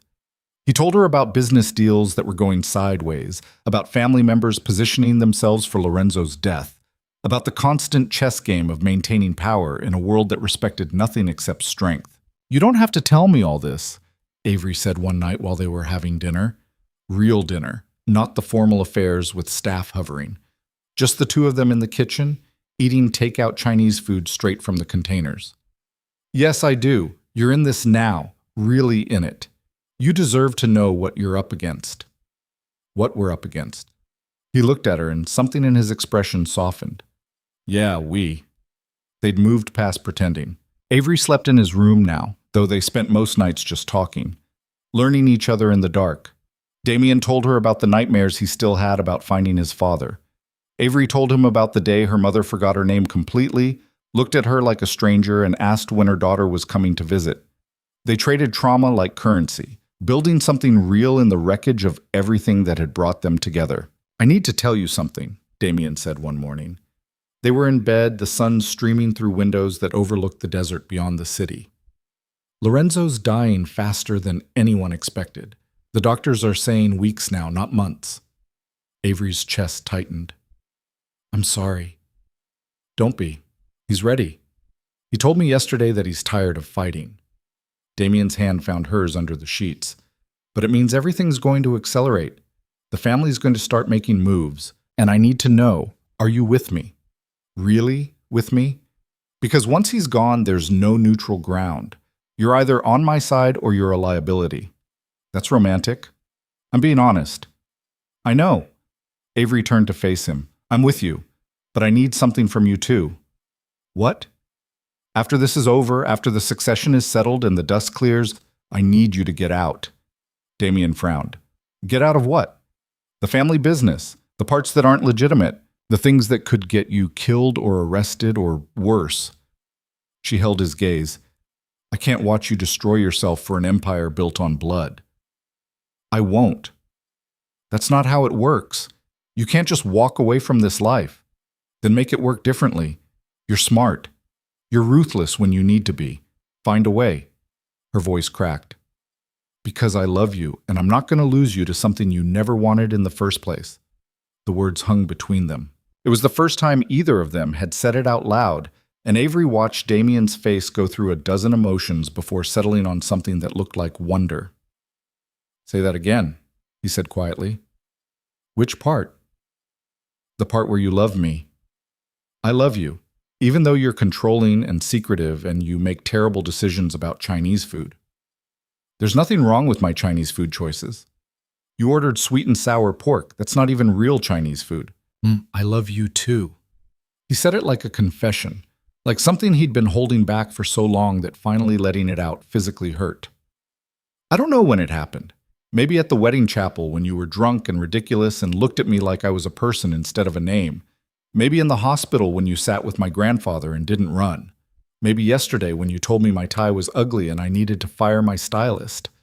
But it happened, and I—" He stopped, his jaw working. "I don't know how to do this without breaking it. Then we'll break it together and figure out how to fix it." Avery kissed him softly. "But you have to promise me you'll try. To get out. To build something that won't destroy you." "I promise, but not yet. First, I have to survive what's coming." What was coming arrived faster than either of them expected. Lorenzo died on a Tuesday. Avery was at the hospital when it happened. She'd been visiting more often, sitting with the old man while Damien handled business. Lorenzo liked having her there. He'd tell stories, sanitized versions of his life, but stories nonetheless, about building the family from nothing, about the choices he'd made and the ones he regretted, about watching his grandson grow up too fast and too hard. "You're good for him," Lorenzo said one afternoon. His voice was barely a whisper now, his body failing faster than his mind. "You make him want to be better." "He's already good. He just doesn't see it." "No, he's what I made him. Efficient, cold, useful." Lorenzo's pale eyes found hers. "But you're making him something else, something human. Don't let him lose that when I'm gone." "I won't. Promise me. On whatever you believe in, promise me you'll keep him human." "I promise." Lorenzo smiled. "Good girl." Then his eyes drifted closed, and Avery thought he was just sleeping. But the machine started making different sounds, urgent sounds, and nurses flooded into the room. Someone pulled her out into the hallway. Damien appeared from wherever he'd been, his face pale, and they stood together while doctors worked and failed and finally stopped trying. The family gathered within hours. Gabriella arrived first, her face a mask. Marco's parents flew in from California. Cousins and uncles and people Avery had never met materialized like ghosts, all of them dressed in black, all of them watching each other with predatory calculation. The grief was real, but so was the hunger. Lorenzo's death meant opportunity, and everyone knew it. The funeral was enormous. Hundreds of people Avery didn't recognize, politicians, business owners, people who looked dangerous and people who looked respectable and probably weren't. Damien stood at the front, his expression carved from stone, and delivered a eulogy that was perfect and empty. When it was over, he shook hands and accepted condolences and played the role of the grieving grandson, and Avery watched him disappear into the performance until she could barely see the man she loved underneath. That night, back at the mansion, Damien finally broke. He didn't cry. She wasn't sure he knew how, but he sat on the edge of their bed with his head in his hands, and his shoulders shook with something that looked like grief and exhaustion and fear all mixed together. "I'm not ready," he said. Avery sat beside him. "No one's ever ready. He was supposed to last longer. I was supposed to have more time." "You had enough time. He made sure of that." "Did he?" Damien looked at her, and his eyes were raw. "Because I don't feel ready. I feel like a kid pretending to know what he's doing, and everyone's about to figure out I'm faking it. Then fake it until it's real. That's what I've been doing since the day I woke up in this house. And look how well that's worked out. It worked out fine. We're still here. We're still together. That's more than most people get." He pulled her close, and they stayed like that for a long time. No talking, no planning, just holding each other while the weight of everything settled around them. After the funeral came the reading of the will. Avery wasn't invited. She was family by marriage, but not by blood, so she waited at the mansion with Mason, trying not to think about all the ways this could go wrong. The longer Damien was gone, the more her anxiety ratcheted up. When he finally called 6 hours after he'd left, his voice was strange, flat in a way that scared her. "Can you come here? I need you." She drove over with the Mason, her stomach in knots. The estate was chaos. Raised voices echoed from Lorenzo's study. Someone was crying. Someone else was shouting about lawyers and challenges and fraud. Mason escorted her through the crowd to where Damien stood with Gabriella, both of them looking like they'd been through a war. "What happened?" Avery asked. "Lorenzo left everything to Damien," Gabriella said. "The businesses, the properties, all of it, with one condition." "What condition?" Damien's jaw tightened. "That I stay married to you, for real. No annulment, no divorce. If I end the marriage within the next 10 years, everything goes to a trust controlled by a board of family members. After 10 years, the marriage clause expires, but the damage would already be done. The family would have control, and I'd be out." Avery felt the ground shift under her feet. He knew. Of course he knew. He was dying, not stupid. Gabriella's expression was unreadable. He also left explicit instructions that you're to have full access to the family finances and equal say in all major decisions regarding the legitimate businesses. He made you an heir, Avery, whether you wanted to be or not. "I don't want the money." "Too bad. It's yours. Or rather, it's yours and Damien's, provided you stay married for at least a decade." Gabriella looked between them. "The rest of the family is furious, as you might imagine. They're going to fight this. Contest the will. Make both your lives difficult for the foreseeable future. But legally, it's airtight.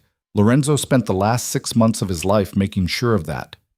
"I need air," Avery said, and before anyone could stop her, she was pushing through the crowd and out into the garden. The night was cold, the desert air biting, and she wrapped her arms around herself and tried to breathe. 10 years.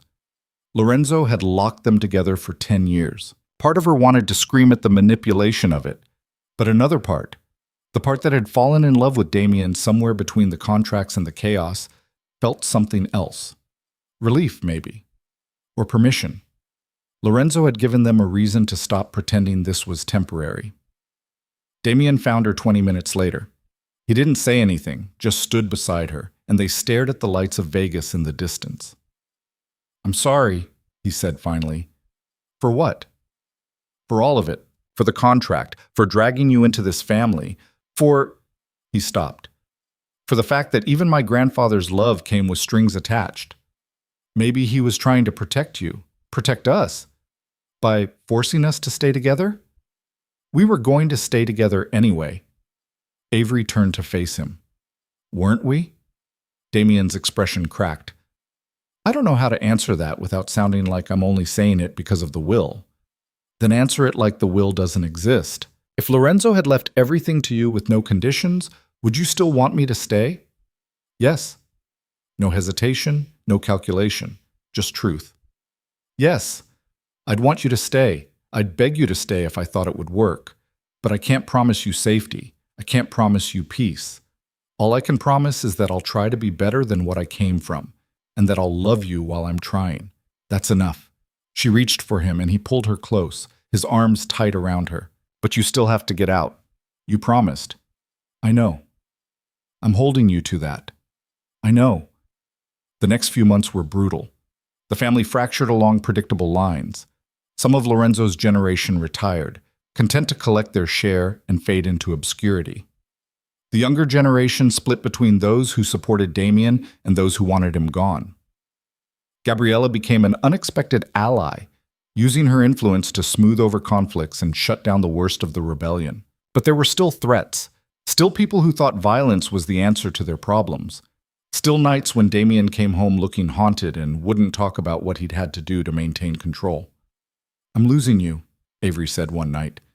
They were lying in bed, but Damien was somewhere else entirely, staring at the ceiling with that expression that meant he was running calculations she couldn't see. "I'm right here." "No, you're not. You're in your head, planning something you won't tell me about, and I'm watching you disappear into the person you said you didn't want to be." He turned to look at her. "There's a situation. With the Castellanos." "Victor's family?" "His nephew thinks he should have gotten a larger share of the business we jointly operate. He's making noise about taking what's his by force if necessary. Can't you just give him a larger share? If I do that, every other family we work with will see it as weakness.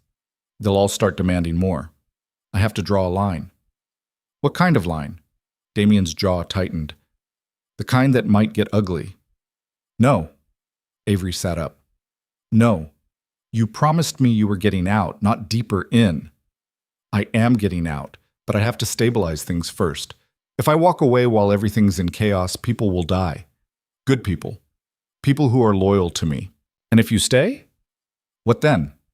You become exactly what Lorenzo was? You build the same empire, make the same compromises, and 20 years from now you're dying in a hospital bed telling our kids to make better choices? That's not fair. Life's not fair. But you have a choice here. You can be the person who breaks the cycle, or the person who perpetuates it.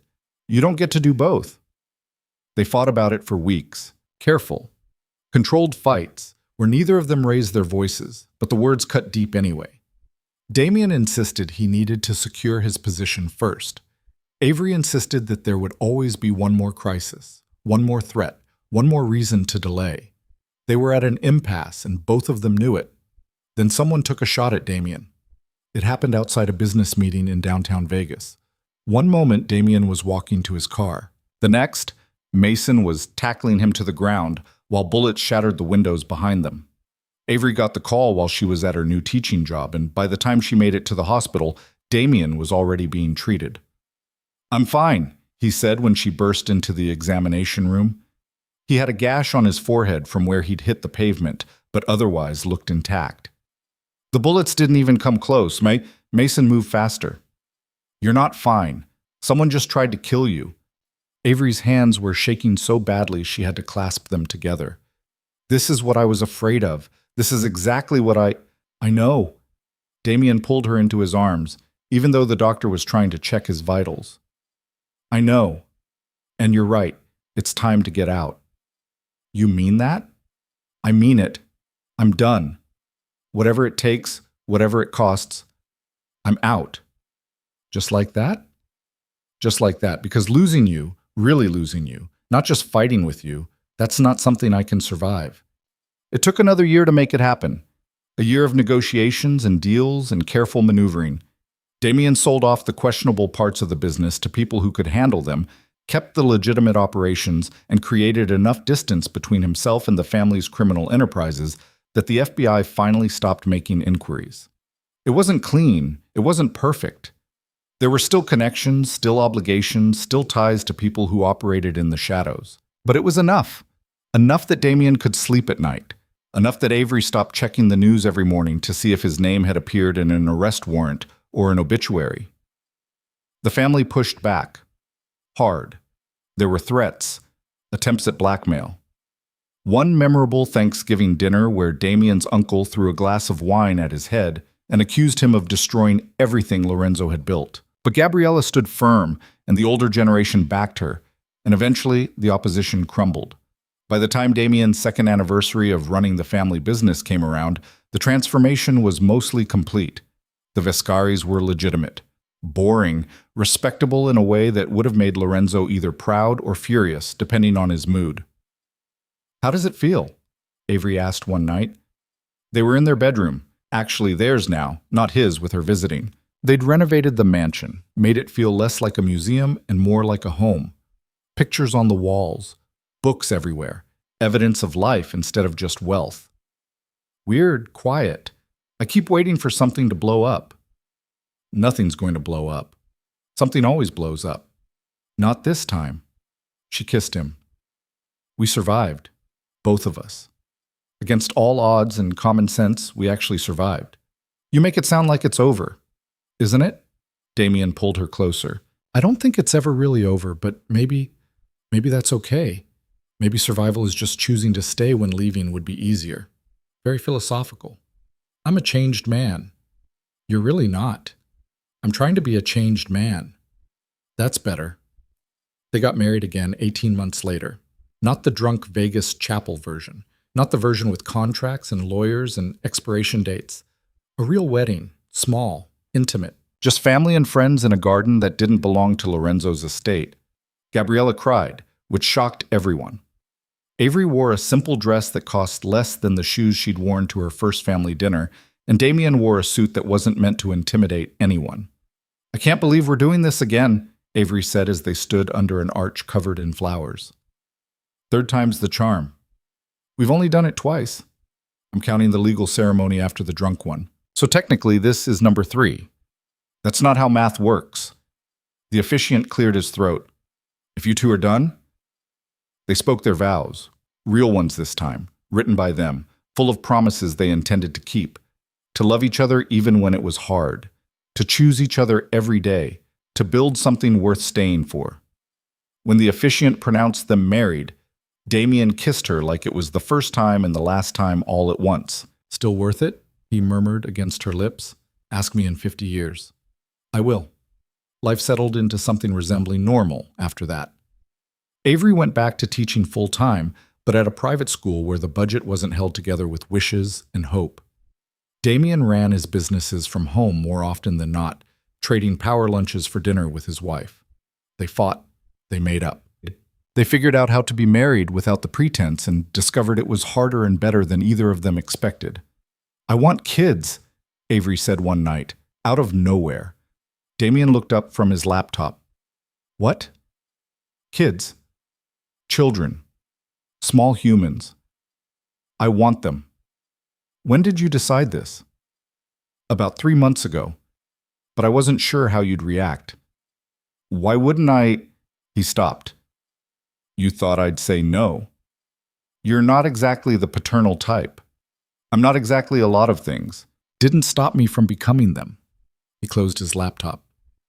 "You really want kids? With me?" "With you. Not with anyone else. With you." "We're going to be terrible at it." "Probably."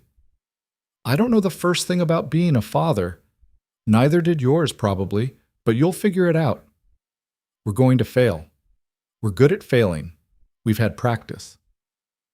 2 years later, Avery got pregnant. It wasn't planned. Nothing about their relationship had ever been planned. But when she told Damien, he looked at her like she had handed him the world. Are you sure? I took 4 tests, all positive. 4 tests. I'm thorough. He crossed the room and pulled her into his arms, and for the first time since she'd known him, his hands were shaking. We're having a baby. We're having a baby. I'm going to screw this up. Probably, but I'll be there to fix it. She kissed him. We'll screw it up together. Their daughter was born on a Tuesday, screaming her way into the world with her father's determination and her mother's timing. They named her Elena, after Avery's mother, and when the nurse placed her in Damien's arms for the first time, he cried. Actual tears streaming down his face while he stared at this tiny person like she was the most terrifying thing he'd ever seen. She's so small, Damien whispered. All babies are small. What if I drop her? You're not going to drop her. What if I break her? You're not going to break her. You're going to love her and protect her and probably be insanely overprotective until she's 30. 40. Compromise at 35. Damien looked at Avery, then back at Elena. I don't know how to do this. Neither do I. But we'll figure it out, like we figure out everything else. They did figure it out, though it was messier and harder than either of them expected. Elena was colicky and stubborn and refused to sleep through the night until she was almost a year old. Avery went back to teaching part-time and spent the rest of her time covered in spit-up and wondering if she'd ever sleep again. Damien threw himself into fatherhood with the same intensity he'd once reserved for business deals, reading every parenting book he could find and driving Avery crazy with statistics about developmental milestones. She smiled at me today, he announced one evening, bursting into the bedroom where Avery was trying to nap. That's gas. She's 3 weeks old. It was a real smile. I saw it. It was gas.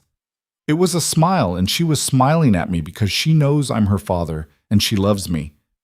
You're delusional. I'm a father. It's the same thing. Elena was followed by a son 2 years later, Marco, named after Damien's cousin as an olive branch that surprised everyone. The family softened after that. It was hard to maintain old grudges when there were grandchildren to spoil.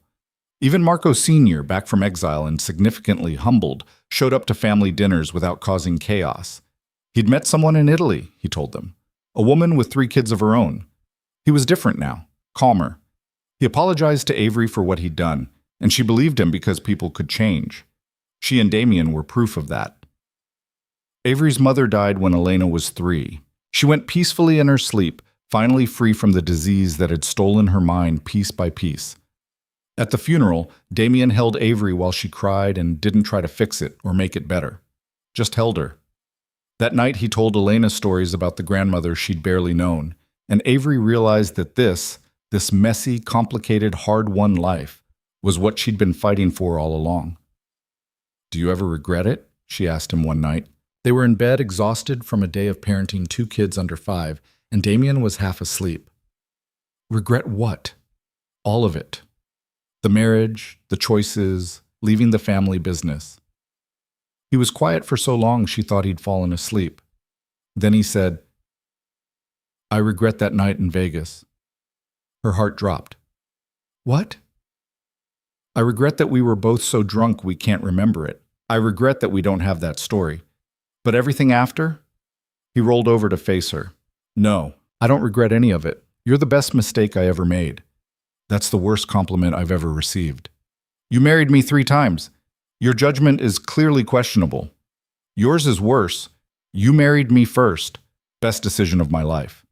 They fell asleep like that, tangled together, and Avery dreamed about wedding chapels and terrible decisions, and how the worst night of her life had somehow turned into the best thing that ever happened to her.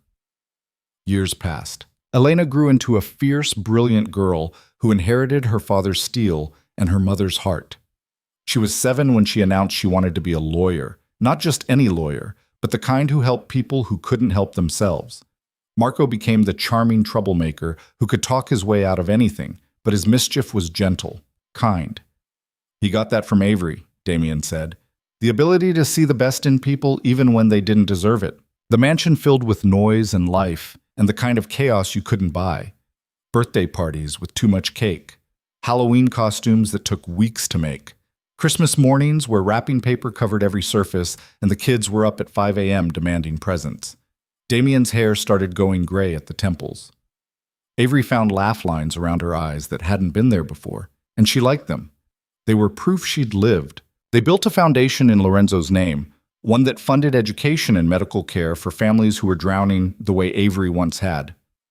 Damien threw himself into it with the same intensity he'd once reserved for business deals, and Avery watched him become the man Lorenzo had hoped he could be. The man she'd always known he was underneath the ice. They funded scholarships for kids whose parents couldn't afford college. They paid off medical debt for families crushed by hospital bills. They did it quietly, without press releases or photo opportunities, because it wasn't about recognition. It was about making sure no one else had to wake up in a stranger's mansion because desperation left them no other choice. On their 10th anniversary, the real one, not the Vegas one they didn't remember, they went back to the cabin in the desert where they'd hidden from the world all those years ago. The kids were with Gabriella, who spoiled them rotten and sent them home hyped up on sugar and stories about the old days that were probably sanitized for young ears.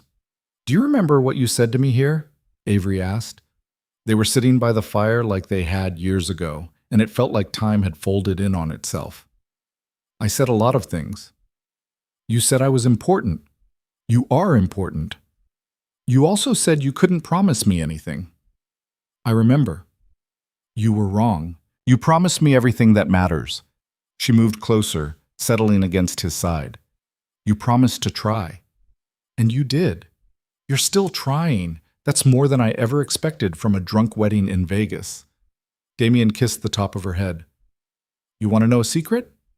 "Always. I lied that night. When I said I didn't remember the wedding, I remembered enough. I remembered you laughing at something the Elvis impersonator said. I remembered you asking if I was sure about this. I remembered saying yes and meaning it, even though I was drunk and stupid and had no idea what I was doing. I remembered thinking you were the most real thing I'd encountered in years. Why didn't you tell me? Because I didn't want you to feel trapped. I wanted you to choose me every day, not because of a contract or a will or because you were drunk and desperate, just because. I do choose you every single day, even when you're insufferable. Especially when I'm insufferable. Especially then." They stayed at the cabin for 3 days, and it felt like the reset button they didn't know they needed. When they drove back to Vegas, the city looked different, smaller, less intimidating, or maybe they were just bigger now, strong enough to face whatever came next. Elena graduated high school at 17, brilliant and terrifying in equal measure. She announced she was going to law school to help people who couldn't help themselves.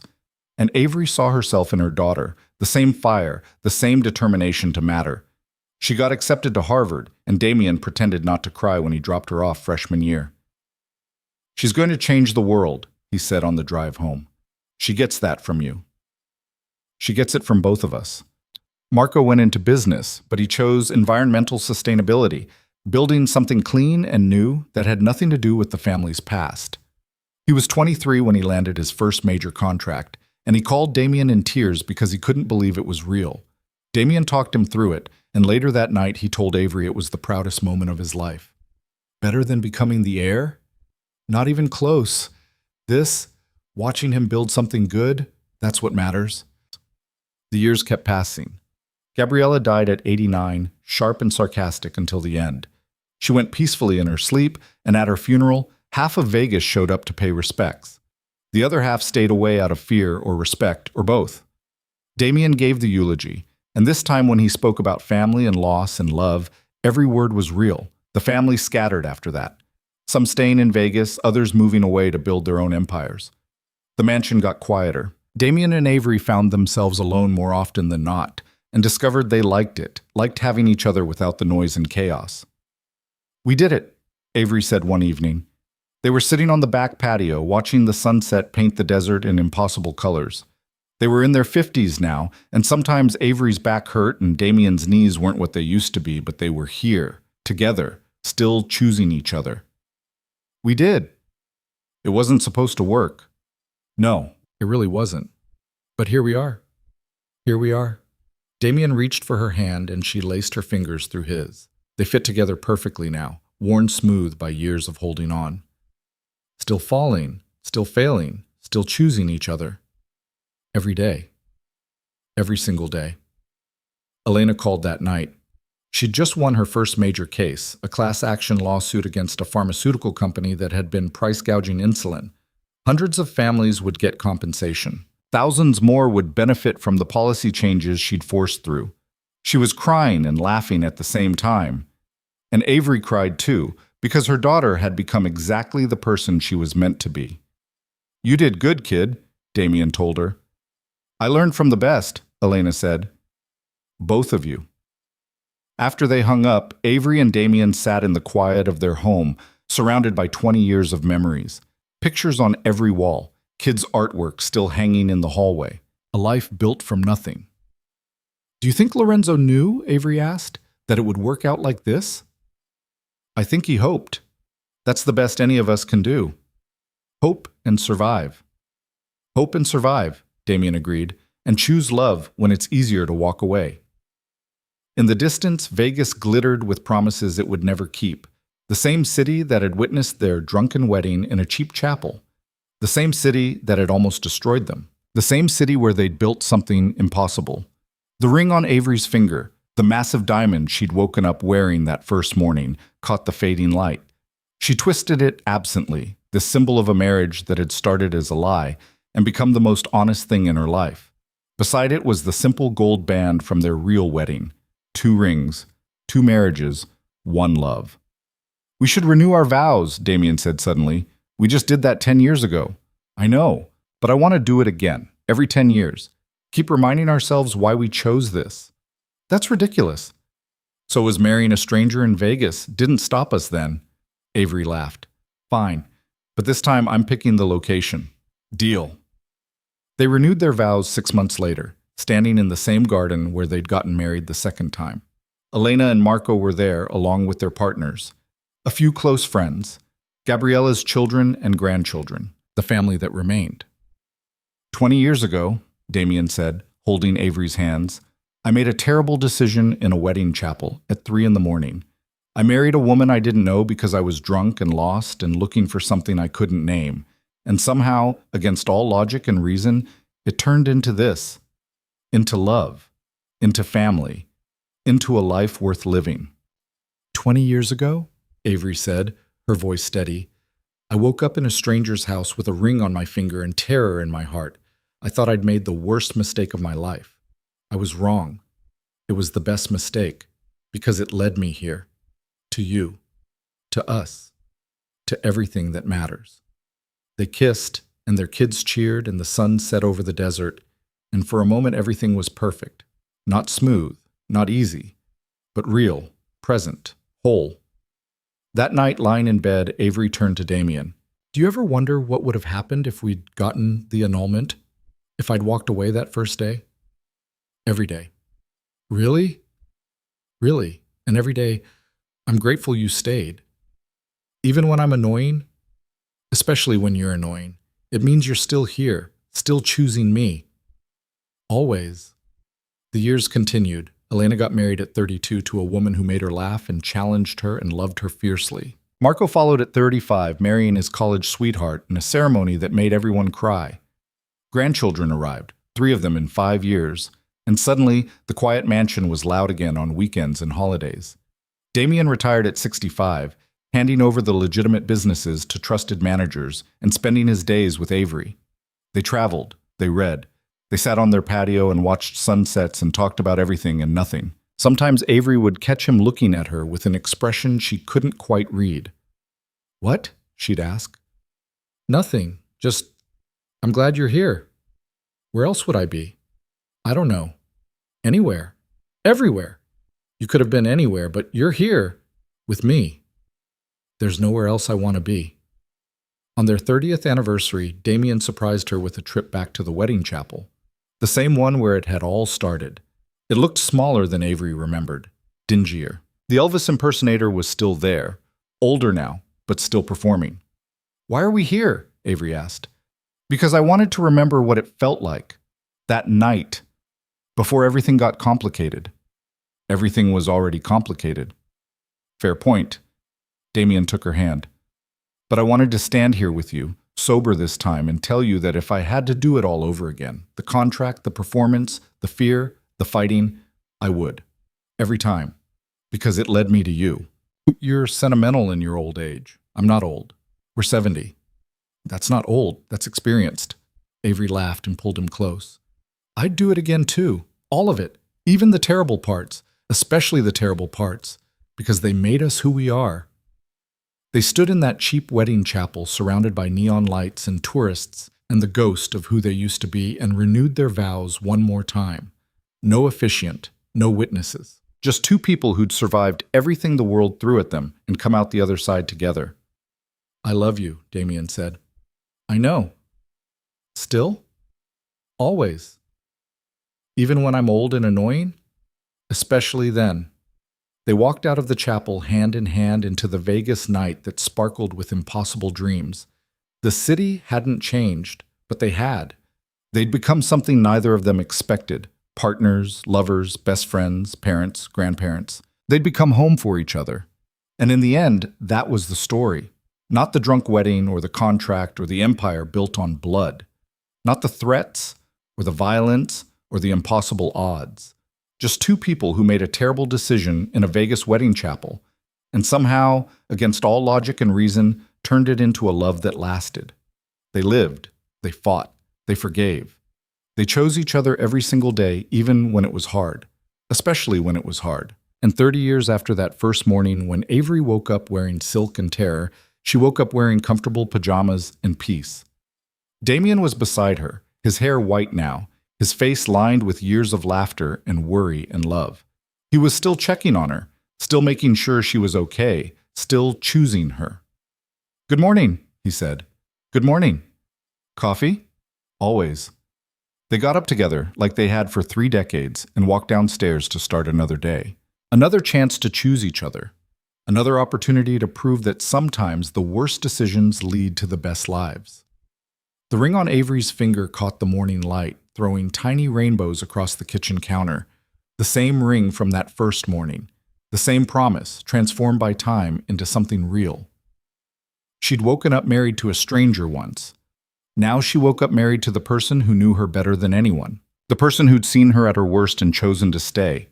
The person who'd built a life with her from nothing but desperation and hope, and a drunken yes in a Vegas chapel. It wasn't perfect. It was never perfect. But it was theirs. And that was enough. More than enough. It was everything.